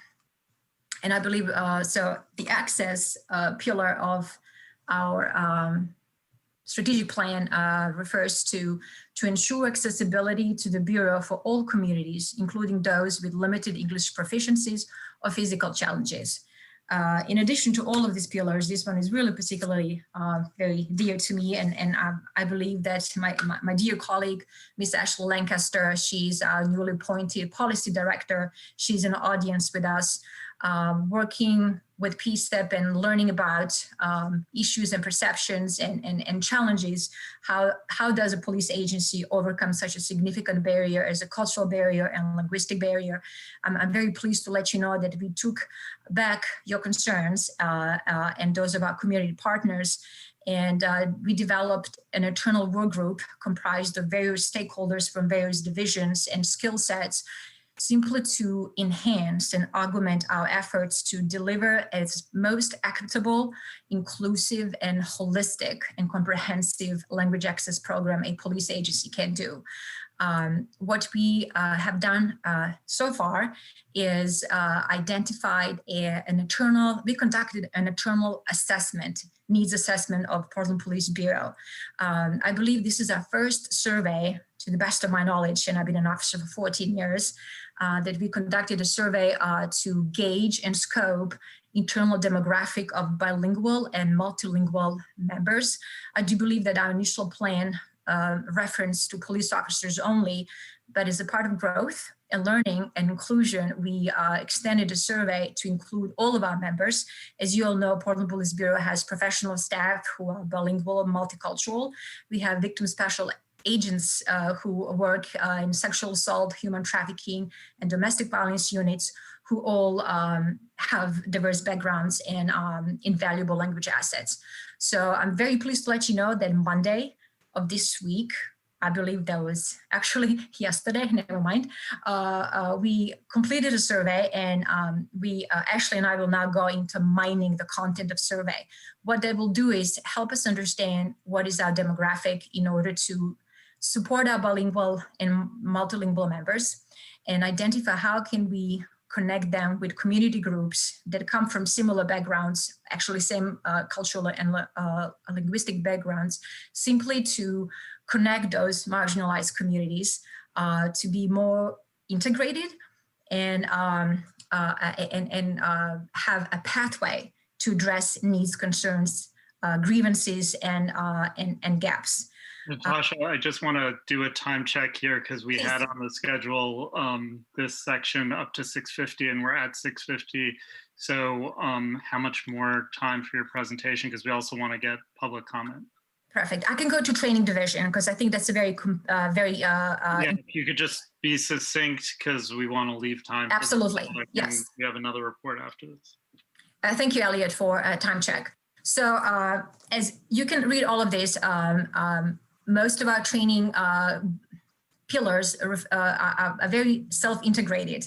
And as a result of continuous efforts to build trust and partnerships and working with various community stakeholders across sectors, immigrant and US born, we came to the conclusion that building yet another comprehensive platform to include those voices in partaking in tailoring training curriculum, providing their valuable cultural perspectives based on implicit bias and procedural justice to really deliver a product that is reflective of community needs. And we are working on two-way educational pathways, meaning to invite and onboard community organizations and community voices to be heard in a training division, but also focus on how those voices can help to educate our police organizations to be aware, more mindful, and more in adherence with procedural justice standards. So I can answer more questions, or we can come back next time to give you more detailed information. But thank you, Elliot, for the time check, and I'll answer any of the questions. And thank you for your time and all your input thus far. Thank you, Natasha. If Claudia, you could unshare the screen so we could see people. Why don't we just open it up to both public and Psep? People could use the raise hand function if they've got questions for either Natasha or Sergeant Hill about the public engagement issues. So we have Taji up first and then Kia. Awesome. Thank you so much. And thank you, Natasha and Aaron, for sharing your presentation. My first question, it's sort of rhetorical. A lot of the work and some research I've done just on the terminology of community policing has I guess begged the question of some of the things that you put in your presentation, more specifically,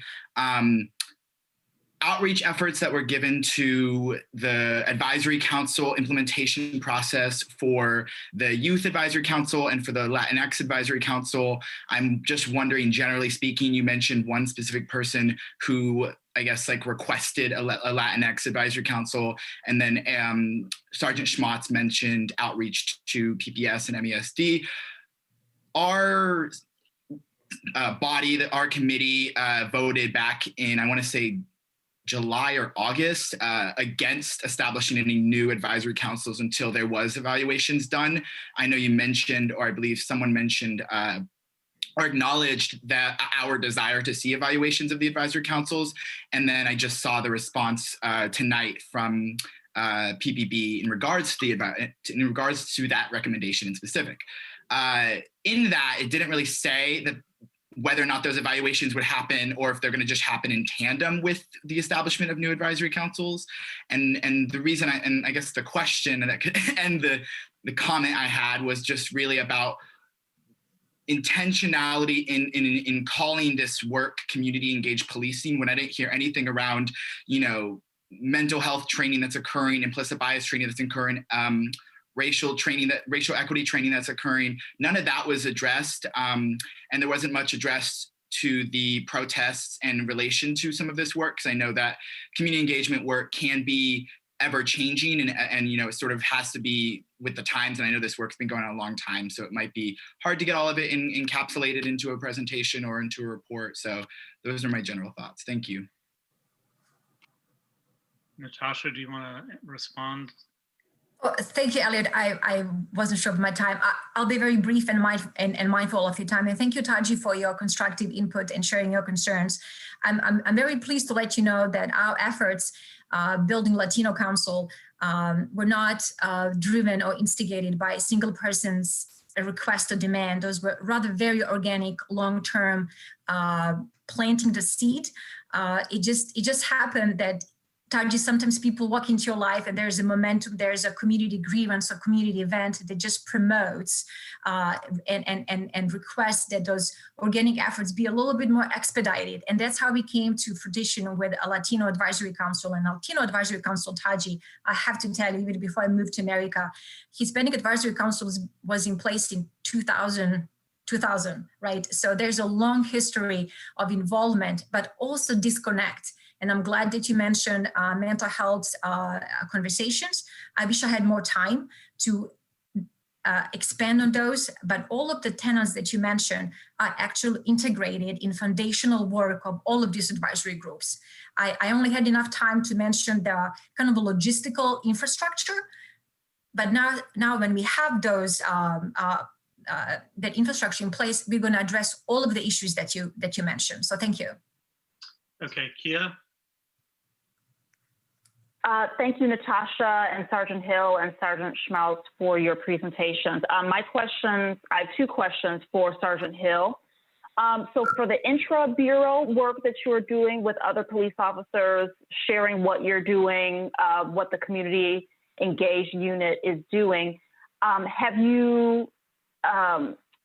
you hearing buy-in? Are you hearing interest from these police officers to work with you on certain initiatives, et cetera? Absolutely. The call with everything that's gone on in the city, especially with the unique thing was with this unit coming on after some of the events in the city, or actually the events nationwide, had already transpired. There was a need and a want for more to be done, but we have the bodies that we have. And so kind of for this unit to be expanded and for people to actually say, well, thank you, because I know that I have a certain amount of time here and there are more people requesting police service, but there's more that needs to be done here to be able to get a hold of the Office of Community Engagement and say, hey, like this kid, like, you know, he's asking for a pair of shoes, or it looks like, you know, he's a little hungry or something like that. And for us to be able to come back same day or next day or set up something with the family, it's been speaking volumes for those that we've been able to help.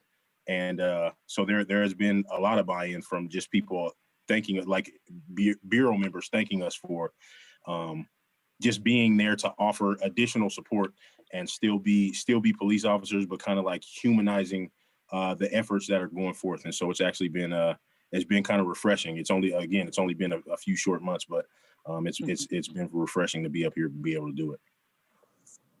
Thank you for that. And my second question is, since this unit is new, what references or inputs are you using to build your model? Are you connecting with other police departments that have community engagement units or divisions, or, you know, community relations teams? What are you using as input to build this model? The goal is absolutely, when I got up here, you can't get up to a position like this and know that there's so much work to be put in and think you know everything right off. And so the long-term goal is to, yes, reach out to some folks that are already doing great work within the state and nationally. But right now there has been a great need in the city, and there have been some emergencies that we have had to get handled. So I'm slowly reading up and trying to build something, like I said, from the inside out. But I also have probably been taking heed more to what the community has been asking, or just people that have asked us, hey, can you guys do this? Can you show up at this event? This is what we want. Because when you bring things in and just start implementing them, that might not be specific to your community. And so I think really trying to figure out, just hearing right now, not even doing a whole lot of talking, just doing a whole lot of listening on like what communities in Portland are actually saying they need, and then being able to build these positive relationships with actually taking action and fulfilling the request of those communities at the time, whether it's just showing up at an event, like I said, bringing Sunshine Division to drop off food boxes and household items, toiletries, and that kind of thing. So it's a good mix of both. But yes, that's the long-term goal, to reach out to other successful police agencies that are doing the work. But I also want to be mindful and not just bring something here that, you know, may be a good idea on paper and look good on paper, but it's not what these communities are asking for. So just trying to find a balance of both. And that's another reason why I'm grateful for the Bureau to reaching out to somebody like me, because I'm not just a police officer. If we're being honest and we're talking about race and we're talking about equity and all these things, I'm a Black man when I take my uniform off, and my kids are in this community, and my kids have always been in this community. I worship in this community. I work in this community. I live in this community. I'm vetted in this community. I've been here. So it speaks volumes when you can actually go out to these people, whether you're in uniform or not, and they know you prior to you ever becoming a cop. And you're able to just sit down and ask them, what would you like to see? What are your needs? And not just throwing stuff at them because it worked somewhere else, if that makes sense. Yeah, makes perfect sense. And I really, really appreciate your response and your input and your personal experience. So thank you for that. And thank you for the work you're doing. Absolutely. Thank you. Thanks. Next up, we have Portland Topwatch. Hi, this is Dan Handelman from Portland Topwatch.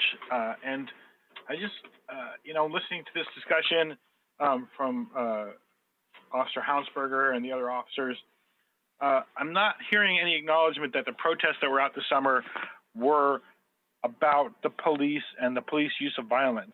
That there's references to it being racial justice. Yes, that's an important piece of it, but part of it too is the police violence.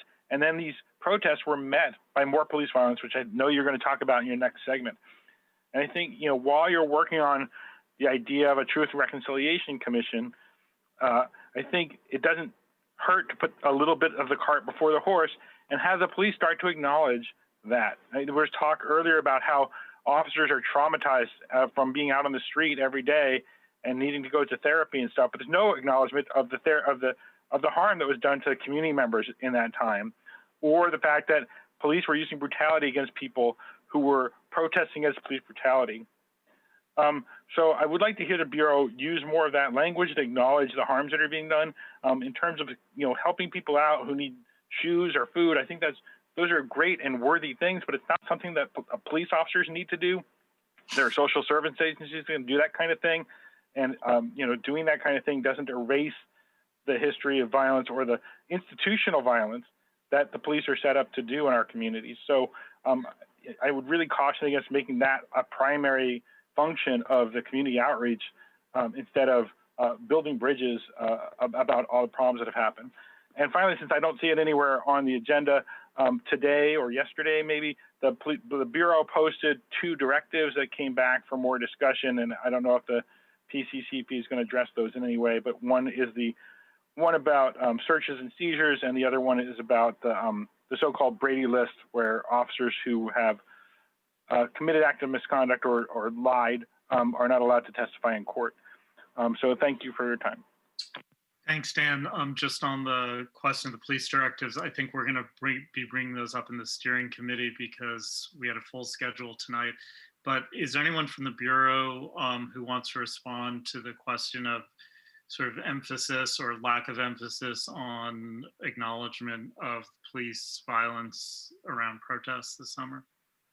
I won't answer if Chief Resch or anybody else of command is online. They can chime in, but just very briefly, there are agencies out there that are doing a ton of great work, but there's no definition of what a police officer should not be doing, and if it's edifying, restoring humanity to the position and aiding needs of community at the same time, that's exactly what we're supposed to be doing. And speaking to the violence that happened this past summer, I did not have a chance to speak to that, but part of what we have been doing, I do have officers on my team that are involved in speaking. I was on a Zoom last week. The gentleman does not wish to be identified at this time, and we told him out of respect for him and his identity, we would honor that. but he has come forward, and he is a African-American male that has been leading a large amount of the Black Lives Matter protests at Rev Hall, and he was talking to us about reconciliation between the Portland community, not even just the African-American community, but the Portland community, as well as the police department, and how we can integrate better serving the community by steps that the police bureau can take and steps that the Portland community can take as well. And so we are having those conversations. I just didn't want to take up too much time. And he already asked us last week on the Zoom to not reveal his identity, just because it's a sensitive area for everybody. So just out of respect for him, I will not do that. But I will just say we are having those conversations. We're not perfect. I can't give you a plan from A to Z right now, what everything looks like and what things will look like in the future. But I will say we are talking to activists and folks that want to see change every day. And we are speaking about that very thing specifically. We're not speaking about clothing and shoes and doing for families all the time. There are people that come to us and want to know specifically about protests. And so we do what we can to answer those questions and also hear them, and then send those concerns to the chief's office to try to get a better overall view of how we can support, how we can be better. This is just about being better and supporting the community. So that is all I will say about that. Thank you guys for your time. Thanks, Sergeant Hill. And we are going to be getting on to soon, after Lakiana's question, onto this question of the police use of force this summer. So Lakiana will be, and then Sean, but that will be our last question, because we do want to move on and have plenty of time for the report. So Lakiana. Yeah, thank you both for the presentations. Just a couple of questions I have. Officer Hill, Sergeant Hill, what are your thoughts, since your unit does so much community engagement, on the possibility of officers without weapons being part of that work? Curious about that. Also, we're developing a recommendation to increase officers living within the city. And as someone who's lived here, and as you had mentioned, has done a lot of work already before becoming part of the Bureau, what do you think the impact is of having officers that live and are embedded within the community? And any thoughts on right now it's currently 20% of Portland police officers live within the city limits. So your thoughts on that, and what you think would be a reasonable number. And then any engagement that you guys have, or cross collaboration with the Office of Violence Prevention.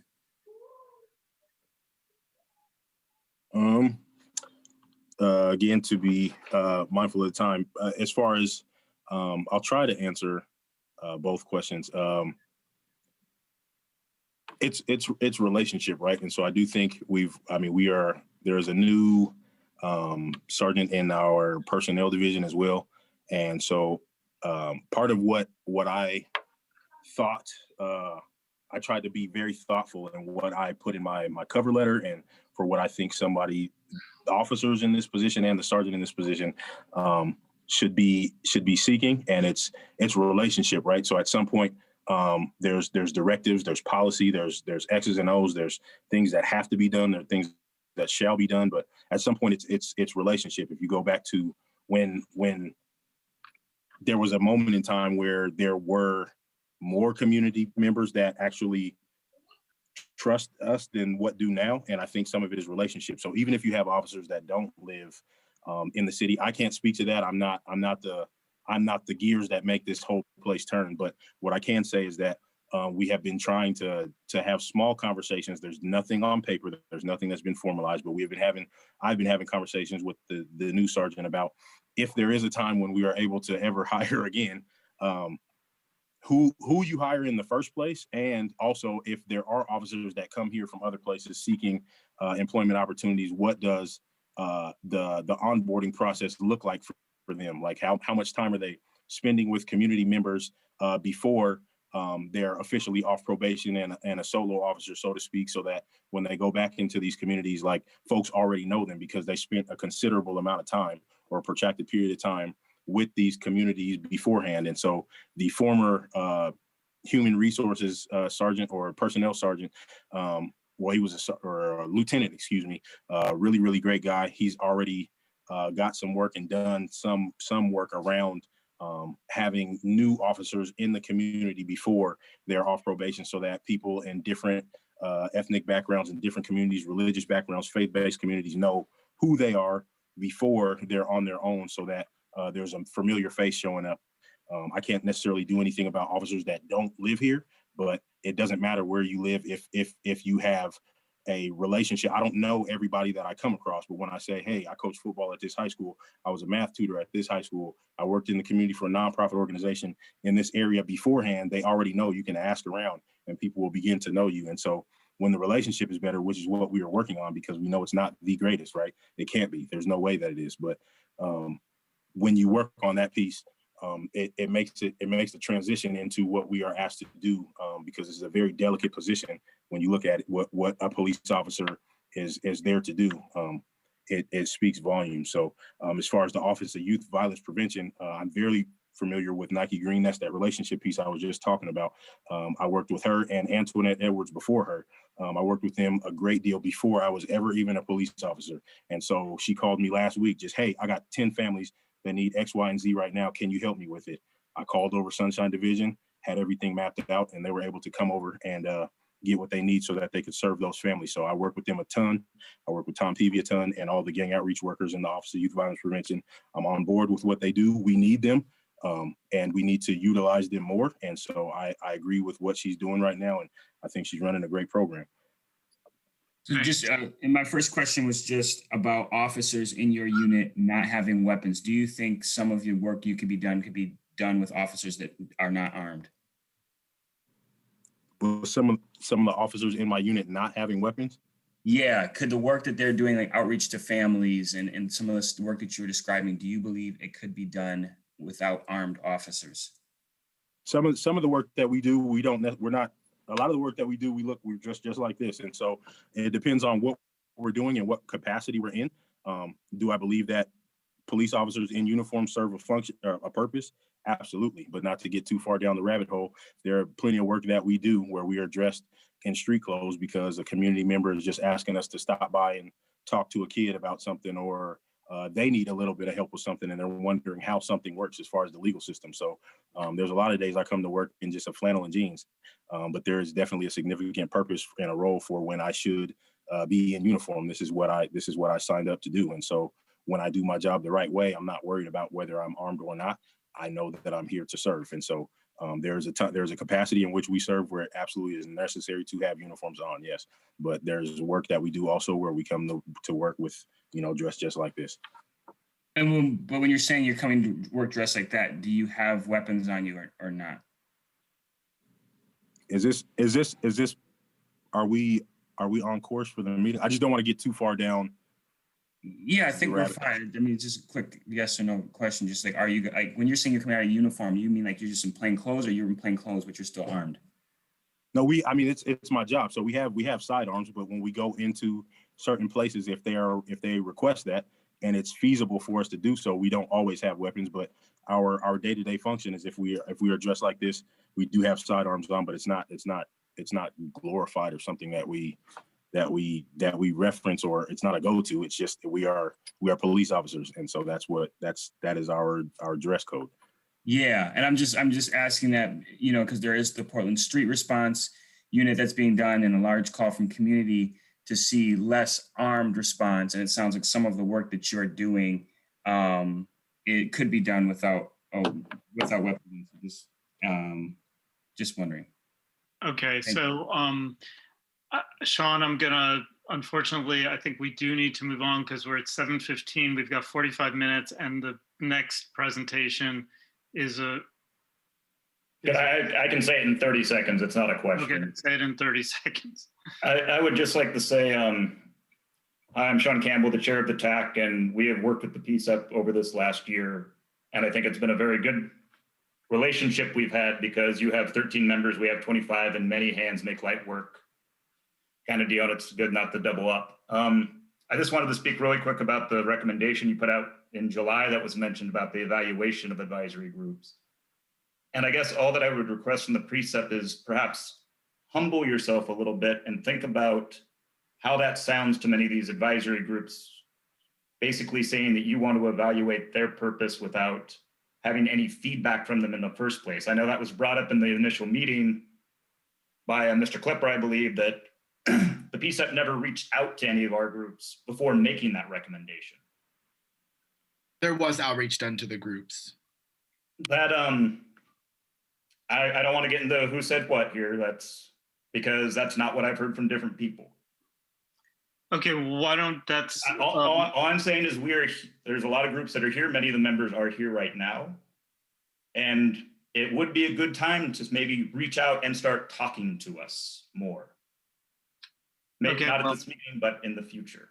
Okay, Sean, that's a good information feedback to have, and I think we could take that up in the other committees, unless Taji, do you want to respond to that briefly? Briefly, I mean, Marcia, if you would rather respond. There was some outreach here and there, and I can agree that we could have done a better job. One of the reasons there wasn't a lot of outreach was that we didn't have the information in regards to when the meetings were being scheduled. So part of the recommendation, which I helped develop, was to say we have community feedback that says that the city is not keeping the website up to date. We do not know when these groups are meeting. It wasn't until an aftermath, a conversation that I had with someone else about advisory council being developed. And so it just seemed like the communication was pretty poor on behalf of the Bureau's part and not communicating that they were having these dialogues with folks. And again, could we have done better? Absolutely. But essentially what part of the recommendation that I helped draft was, and that I brought forward, was to say, we want to have information like that says that you guys are meeting, when you're meeting. Psep tries to get our information out there. Where can we find the information? Can we attend these meetings? What is the progress? And so what's being advised on, and what's the impact being taken? Yeah. Okay, so what I hear is agreement that we need better coordination, facilitation from both sides, and I think we all want to move forward with that. So I do want to move on though, because the next report is going to be a big one. But before we do that, Theo is going to give us the update on our election, which is not going to take as long as the presidential election to decide. You're on mute. Well, we will see if it takes as long. It's a little bit complicated. But congratulations to Elliot, congratulations to Lakiana, congratulations to Taji, two chairs and one co-chair. Anne and Vadim, you've tied in a vote of 5-5. So if there's several different ways that we could go, or that you all could go about doing this. I wouldn't recommend, I'm not going to recommend anything to you all, but I think it would be best to wait until the committee is full. You have 10 members on right now, or you had at the vote. It might be good to wait until you have all 13 folks to go. Jamari did vote, yeah, I believe. I'd have to check my tally. Okay. Yeah, so you all can decide how you want to do that. That sounds like a good plan to be able to break the vote, is to, when we have more members or an odd number, hopefully we'll be able to come to a decision. So if there are no objections to that, we could do that. And in the meantime, have Vadim continue in the position until we're able to take that full vote at the next board meeting. And I think maybe Ann and I can have a talk also. Maybe we can come to some understanding as well. That might be another possibility. This was all, I think, a surprise to everybody, how it kind of cascaded. So we'll see. Okay, so that's great. You can have a conversation where we could figure this out. But I don't want to spend a lot of time with this, but thank you, Theo. And I predicted too soon that we were going to resolve this easily. Let us move on. So, Mary Claire, we're going to do the report, or you're going to do the report on the use of force. We have 40 minutes left in our meeting. I do want to leave ample time for community comment. So, would you be able to keep your report within 20 minutes? I'm sure we can, but once again, I bring folks with me who are much better at it. So we are going to present the third quarter report tonight, as well as an addendum to the second quarter report that wasn't available when we issued that quarterly report. And to do that, we have with us this evening Acting Lieutenant John Sapper, who is currently the Force Inspector for the Bureau, and Shannon Smith, who is a Force Audit Analyst, who helps prepare these reports. So I will, without further ado, turn it over to them. I expect we do have a PowerPoint, but I expect we can get through that within the 20 minutes, Elliot, and then have the question. Okay, doke. Great. Hi, thanks, Mary. Go ahead. Does anybody need share screen? John, do you need share screen? Yes, I would need it. Has become primary, especially. All right, thanks, Mary. And as Mary said, my name is John Sapper. I've been with the Bureau for about 11 years. I've worked at all the precincts. I came up to the inspector's office from Central Neighborhood Response Team after the events at the end of May and June to kind of help out with the protest-related force reporting. And I've been working in that office since. So I do have a presentation. I will keep it brief because I know there's gonna be a lot of questions regarding the protest-related force. So what I'll do is I'll cover quarter three on what I call regular force, non-crowd control related force. And then at the end, we'll go over the crowd control force, and there'll be ample time for questions.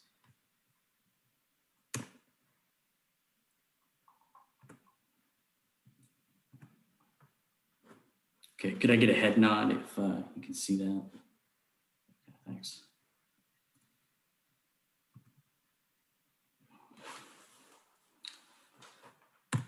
All right, so starting out quarter three over quarter two, we've had a drop in custodies in general, almost a 25% drop in custodies. In addition to that, we had quite a substantial drop in calls. Force involved custodies relatively stayed the same. There was about a 0.5% increase in that. As far as the drop in custodies, we know that COVID has played a huge factor in a lot of stuff. This quarter covers July and August. Those are summer months. Those are normally months where there's a lot more disorderly crimes, people being arrested that normally aren't there. We're not getting calls about that type of stuff.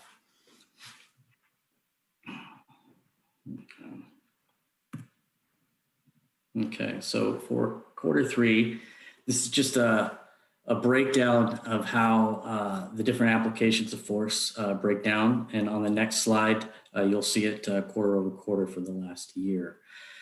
So as you can see at the top, you have control against resistance, resisted handcuffing, which those are the lowest levels of force, category 4. An example would be if somebody's being arrested and they kind of push back a little bit from the officer, but there's no injury. The officer just has to overcome a little bit of resistance.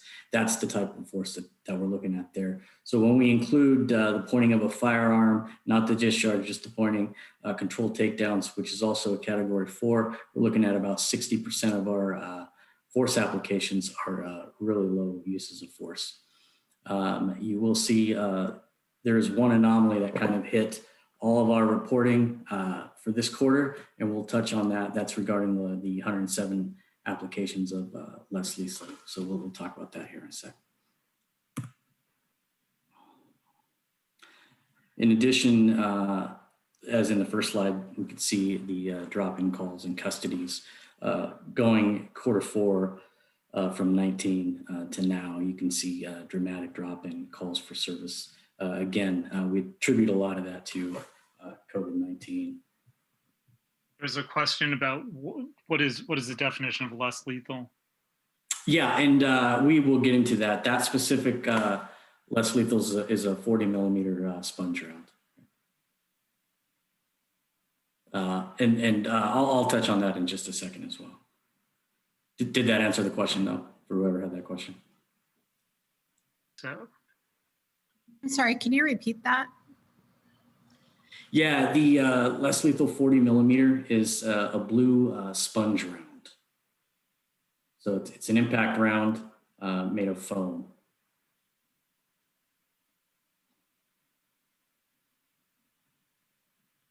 Okay, why don't you continue and then we'll take questions later. Yep. So in addition, going back, almost a year to now, you can also see a dramatic drop in the custodies. And as expected, you would see a drop in the force events, the individual force events as well. So I think I mentioned there was an anomaly. Going down quarter 3, 2020, you'll see 107 less lethal applications. And it looks pretty bad when you go quarter 4, there's 4, there's 10, and then there's 7. Now there's 107. There was an incident, if you guys recall, in Forest Park where the CERT team was called out. There was a standoff with a guy who had tried to break into a house, and then he had attacked somebody with a knife who was walking on Forest Park, and he kind of holed up behind a log. And so we had a 24-hour standoff with him. 91 less lethal rounds over the course of 24 hours were applied during that situation. And so that is one instance that doesn't apply to the others.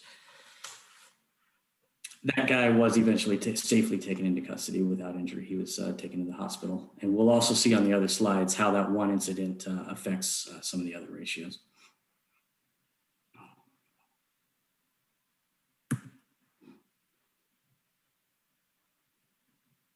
Okay, so as I mentioned, this is going to be our force events against those who are reported to be armed. And then on the right side, you'll see that these are force events with subjects who are in mental health crisis. Again, quarter over quarter, you can see our applications drop. But this last quarter, that the individual that we had to have that standoff with, there was a lot applied there. And so that kind of skewed both of these categories because he was armed and he did end up going to the hospital for mental health issues. Okay.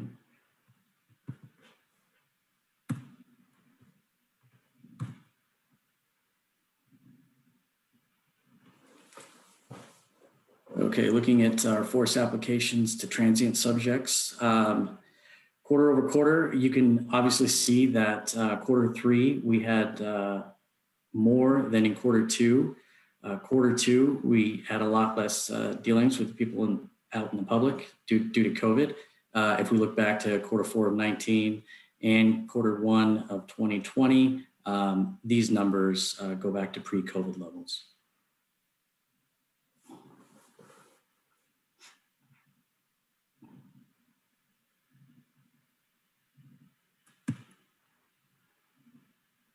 Okay, here's our demographic data. I'll let you guys take a look at that. And we'll answer your questions here in a minute when we get through the other slides.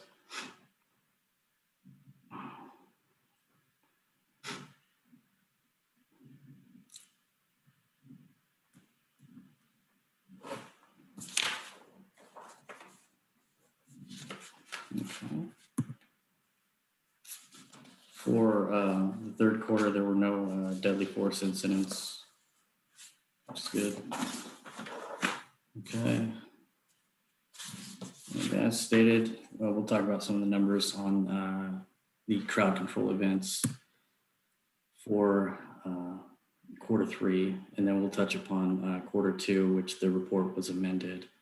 So briefly, I will have Shannon talk about the methodology and how we came up with the minimum number of applications here. And you can go ahead, Shannon. Okay, just briefly, we present the total applications, but those are a reflection of what's captured on the officer's force data collection report, FDCRs. And for some of the FDCRs where the officer was specific in the number of applications they used, or they provided an estimate, let's say I pushed someone 3 to 5 times, we counted that either the specific number they applied, or in that case where they provided an estimate, we took the higher number. So in the 3 to 5 times, we counted 5 applications for the particular force type.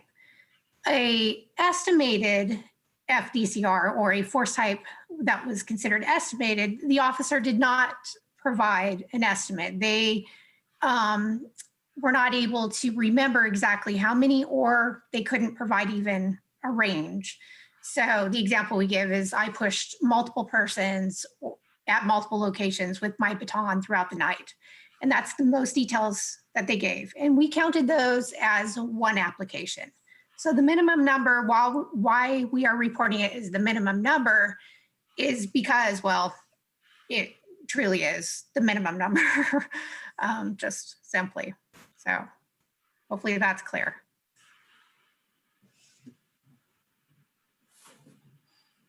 All right, thanks, Shannon. So yeah, looking on the left side of this chart, you can see the different categories of force. There are some here that are specific to crowd control events that the regular street officers don't use. And feel free to ask questions about those. Okay, so for Q3, July, August, and September, the minimum number of applications that we've counted is 3,871. More than 50% of those going back to our category 4, the lowest level of force, which is control against resistance. That would count, as pushing people who don't want to leave, resisted handcuffing, other low-level stuff like that. This is crowd control 2, which we did amend the second quarter for summary report. You can see a clear difference in the numbers for the second quarter.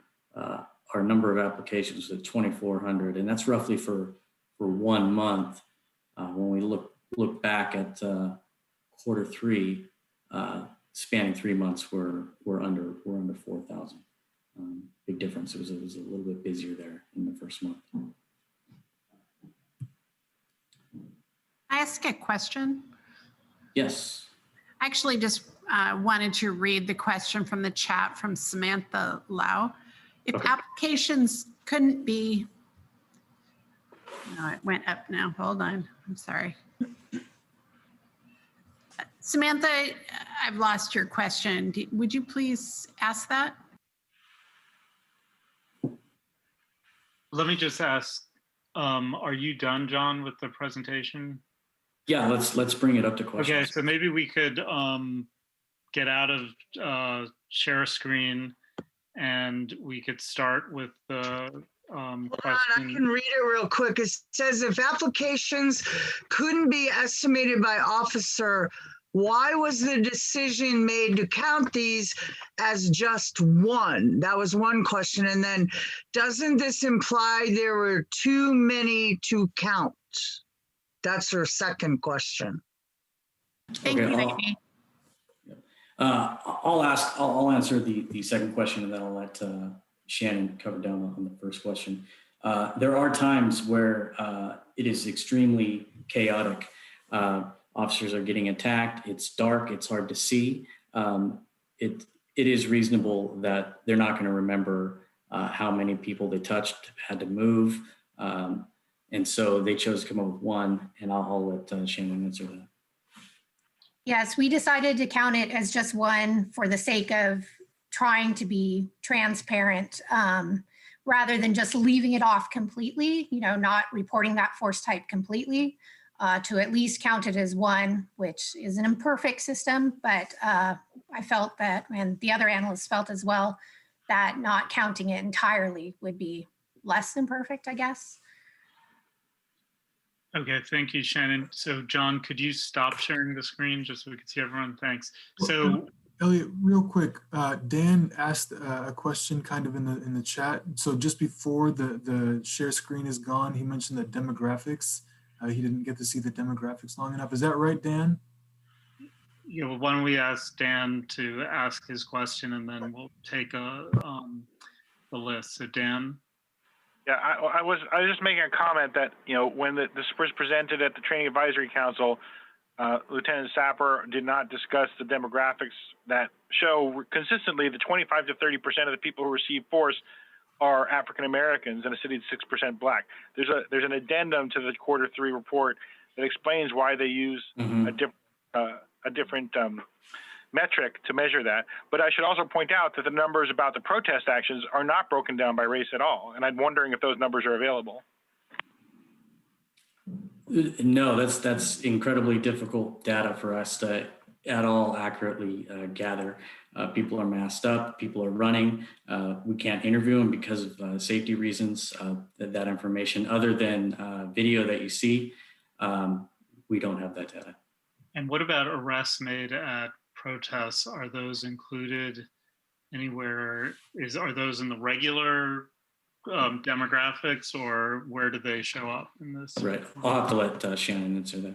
Yes, they'd be included with the regular demographic data in the force summary report, where we have the custody data broken out by demographic. They would be lumped in with that. Okay, so there's no separate looking at who was the demographic information about who was arrested at these protests, because I believe there was information that was in the news about that in June, suggesting like the number of African Americans, Black people who were arrested. So is that, I would imagine that data is available. I would assume so. We would have to work with our other analysts in another division. They give us the arrest data to break that out for just the protest events. Okay, I see Anne has her hand raised. Yes, I just have a follow-up question. I'm trying to understand some of what you've presented. So is it true that an officer can push or strike a community member a number of times? They might not remember how many times. And by your measurement, you're only counting that once. Yes, if they did not provide an estimate, we reported it as one time. I am very concerned about that in general. I'm very concerned about that based on all of the people that were injured by police officers during the protests that went on this summer. I'm very concerned about that. I'm not feeling that your numbers are accurate. Is there a way to like put another section, to Anne's point, is there a way to put another, instead of not putting any, like there's not only two options, couldn't you put another one that, I don't know how this works analytically, but to include like a unknown or more than one section instead of like this amount of, like how many officers said, I don't know how many people I beat, so let's just make this one, as opposed, like let's put a specific section for that, as opposed to just summarizing it as one, because then that just comes off as problematic nonetheless. Right.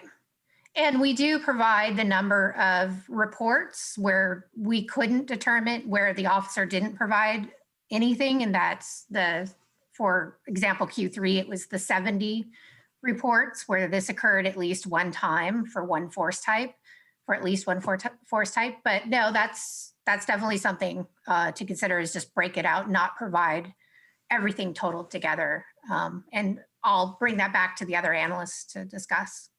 And Shannon, this group that is going to be meeting of the TAC, the Psep and CRC, could you provide the FDCR reports to us so we could do our own analysis of the data? Well, I would have to defer to Mary Claire, who's my RU manager on that as far as workload, but she's on the call, so. Mary Claire? I don't know that we can do that. We have yet to even do that for DOJ or COCL. It is as you can tell from the numbers, it's a huge number and a manual pull. And I would even have to check further to see whether we would release the FDCRs because, you know, to be honest with you, but I can get back to you on that. But it would take a substantial period of time. If even So has COCL not received any of the FDCRs? Pardon me? Has COCL, you indicated that COCL has not received the FDCRs? No, we're in the process of pulling, there are so many that we're going to do a random sample for them and for the Department of Justice. Okay, could you? So we are in that process, or we're beginning that process. Well, I would appreciate it if you could, in addition to COCL and the Justice Department, send along that random sample to us at Psep, CRC, and TAC, because one of the things we're charged with doing is analyzing data. And so far, the only data we get is the publicly available data. And I think for this kind of thing, you have one chart in this which gives some information, but I think a lot of the questions have to do with digging beneath that. So I think a random sample would allow us, as well as the DOJ and COCL, to interpret it. So we will send along a formal request, but just wanted to let you know that would help us. Thank you. Next up, we have Taji. Was that the question you already asked, or? No, sorry. It was a suggestion I thought of earlier, and Anne was graciously also sharing that information, so I just threw it in there. I had two questions, and they sort of relate to each other. The first is what was the exact aggregate amount of uses of force incidents recorded, and then was that, I guess, compared or looked at in comparison with the amount of reports that the IPR received during that same period?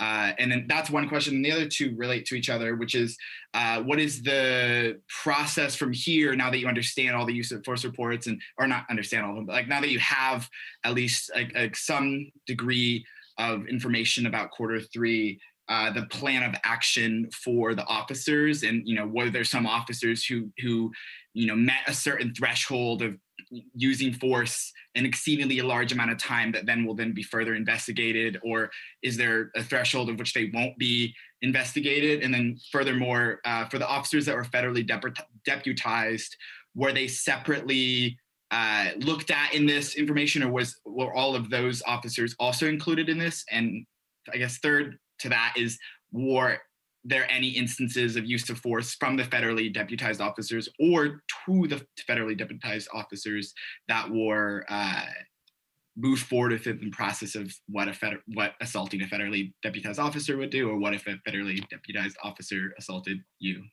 or used use of force, excuse me? Okay, that was a lot of questions there.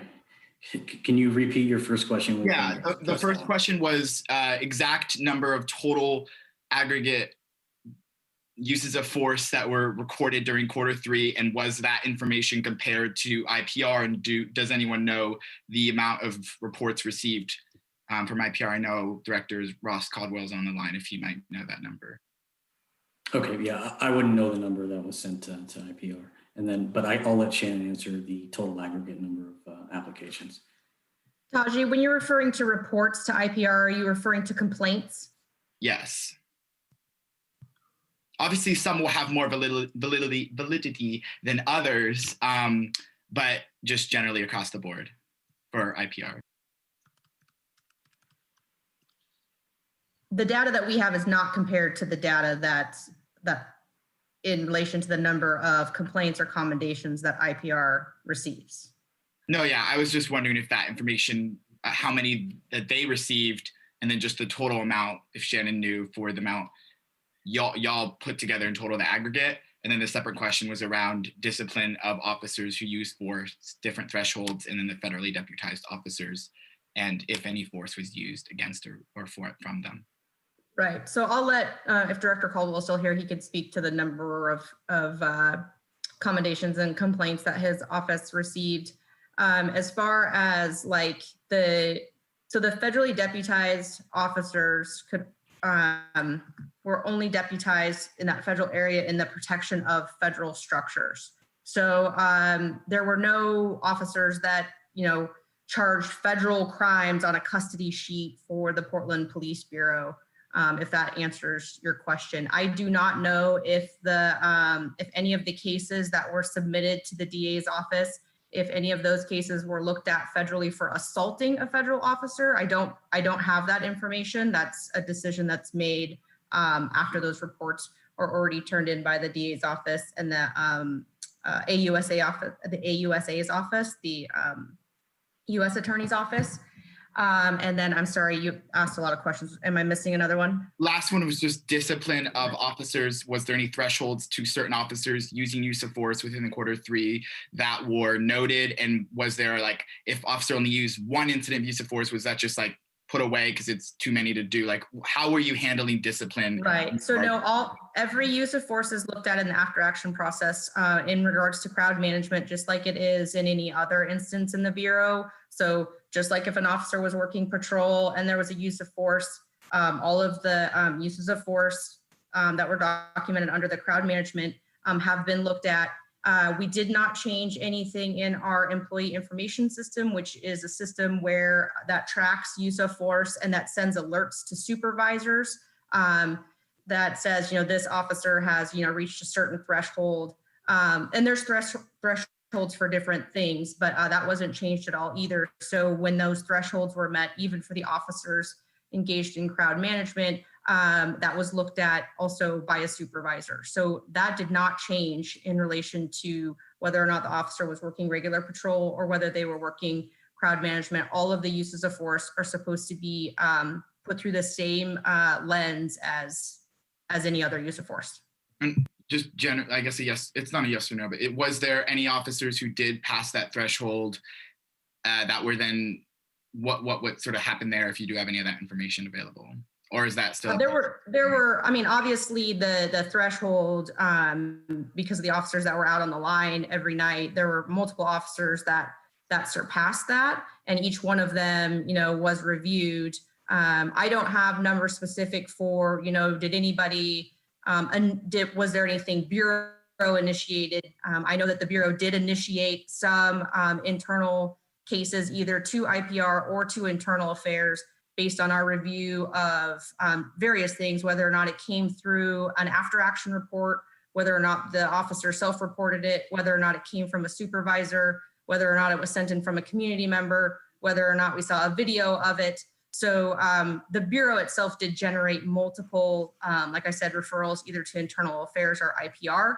I don't have a breakdown of how many of those came from a review of a threshold break. I just know that multiple were set over.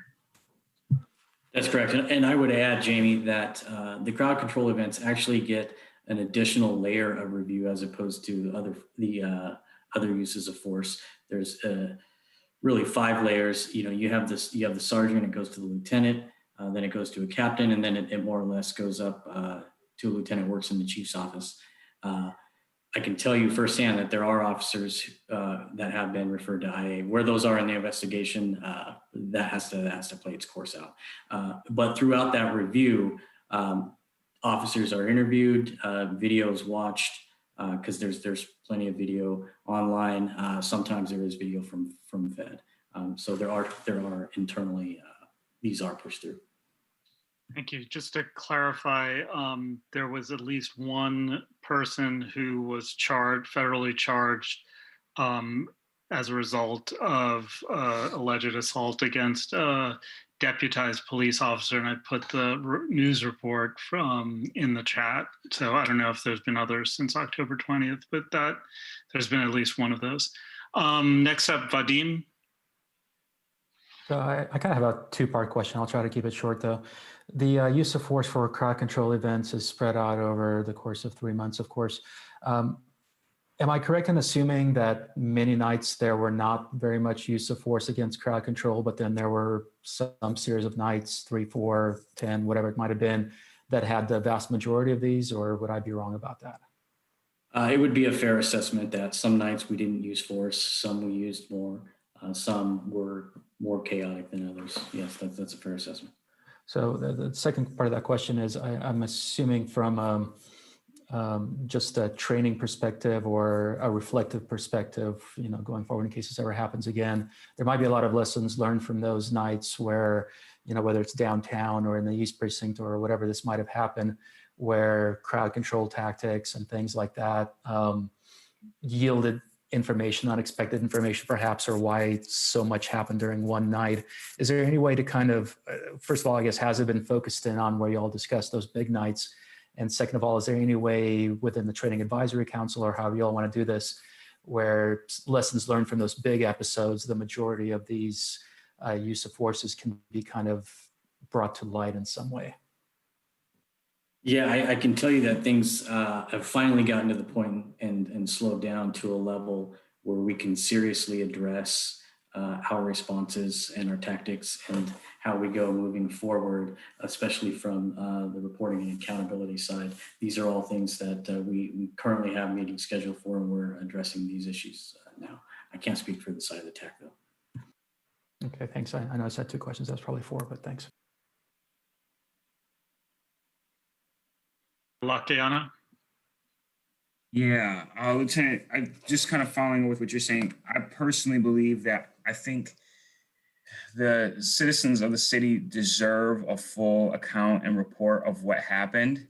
I appreciate this report, but I think all the things that you just mentioned about, like, lessons learned, use of force. I mean, there's so much data going around. I think that the best way to do this, and what we've discussed amongst our 3 committees, TAC, Psep, and CRC, is that a report should be generated that really captures all of this together and helps break down for community members what happened, what was taxpayer dollars used for, what was use of force, the use of force numbers that were in here specific to the protests, what was the results of officers that were disciplined, all of that information in like a centralized location, along with lessons learned. And I think community members could weigh in on it as well, as far as what they want to see and how does, like, what changes does the Bureau plan on making moving forward? That's my suggestion, and that's what, so just curious, like, what your thoughts are on that, and if the Bureau has any plans to do something like this, because I don't categorize this as just like a regular, summer by any standard. Right. I would agree. And coming from the inspector's office, we have, to a degree, limited scope on what we're looking at, which is force reporting. Seeing things from a bigger picture would definitely be beneficial to all involved. I do know that we have meetings moving forward, looking at things from a different perspective, but I would let either Mary Claire or the chief address if anything is planned in specifically what you're talking about. Yeah, Latiana, this is Jamie. So I think I mentioned at the beginning that we are planning on bringing like the incident commanders and other members of our incident management team who worked the vast majority of these nights together to do that debrief. I hope everybody here has the understanding that we just got this data as well. We've been, the inspector's office has been working very diligently. We assigned additional resources to it to try to get everything done and accomplished. And so, yes, we do have to take a moment, step back, say, okay, now we have this information. What are we going to learn for it? This is what we've learned from it. Then take it to our community partners and say, this is what we've learned from it. What additional questions do you have? And then not only what have we learned from it, but what are we going to do in the future to make things work better for us and for the community? And then also get the community's feedback on that as well. So in answer to Rochelle's question, PPB has learned a lot of things, throughout this event. I think it would be unfair for me to try to characterize all of them right now, but you can't experience this as a bureau and as a community and not learn things from it. So yes, we have. That's a very simple answer. I hope to bring forward more concrete details of what we've learned from it. I think there's a lot of learning on all sides. And then I think earlier in the meeting, somebody referenced, and Dan, it might have been you, referenced, acknowledging force and stuff used by the Bureau. And I'm very conscious of when I do those things, because I'm very conscious of trying to be sincere in my acknowledgements to the community. And for me to just come onto a meeting and say, I'm going to, acknowledge actions of the Police Bureau and have nothing to back it up, and no way to make that feel articulate or sincere, I don't think is fair to anybody here. So when the Bureau does need to do that, I am very hopeful and very confident that we will do that. But I also want to make sure that it's done in a very sincere and respectful way for when we have made mistakes and we need to acknowledge them. So hopefully that helps a little bit. And like I said, again, we just got this information as well, and we are trying to do as much of it as we can. I think there was a very good point made. I'm not sure who made it. Taji, it might have been you. When you look at the Q2 amended and the Q3 stats, it does say, I think in the footnotes, when it comes to the number of reports where we couldn't estimate the actual number of use of force. So to take those out and make, separate and do an analysis of those based on the information that we do have, but then present the vast majority number, because I think there's only, I don't know how many there are, but that's a small number. So I think that is a very fair assessment that we should be able to take that out, explain it a little bit more, take the numbers that we do know and use those moving forward, and then learn from, why is it that the officer couldn't articulate that, and try to be able to also communicate that to the community as to why there wasn't an exact number like there are on some. So hopefully that helps answer some of the questions and comments I heard as we moved along. So Trudy poses a question in the chat, Trudy Cooper, which is the end of it is, did the leadership of PPB over many months of protests attempt to explore other ways to respond over this time period? So even without the data, it was clear that there was lots of use of force happening and lots of conflict happening in the street. So the question is, did the PPB change tactics, try to adjust its strategy? Yes, as you can see, like throughout the course of the events, there were nights where, depending on the information we had, a lot of our tactics are based on information we have prior till, we would try things like we wouldn't even be visible. We would be inside precincts, or we would be staged a ways away and only respond, when it became that life safety issue. A good example of that is at East Precinct. When they tried to light that building on fire, there were no police officers present at that time. There were officers inside, but there were no crowd management officers present at that time. So every single day, our incident commander took the information that we had and adjusted the tactics to try to engage as little as possible and only at the most life safety critical times. And that was a daily occurrence. Okay, one question I had is about the reporting of this crowd control stuff separately. In the settlement agreement, it indicates that all use of force should be sort of reported together. And I'm wondering, on the dashboard for use of force, is the crowd control use of force now included in that data? No, the crowd control use of force is not in the dashboard data. It is in the force summary report. And it's largely, it happened because we audit these force cases as part of the settlement agreement. And we do a separate audit for crowd control to the crowd control policies. And that's a whole separate report from the non-crowd control force. So that's sort of how they broke out, is they're separate audits basically. And we gather the data separately using different methodologies in terms of which questions we ask and which policies they're audited to. So if the public went to the use of force data page, they would not be able to track that on the dashboard, the use of force during the crowd control incidents. Is that correct? Correct. They would have to get it from the forced summary report. Okay, well, that seems like if the point of that dashboard is to make this data visible to the public so that they could track it, it would seem that even if you're going to report it separately, that graphs and data should be available to the public on that dashboard in the interest of transparency. But we are at the end of our time. I want to thank the Shannon and John and Mary Claire and all the folks from the Bureau who've made the various reports tonight, and also thank all of the Psep members who participated in our little form of democracy here and at our elections.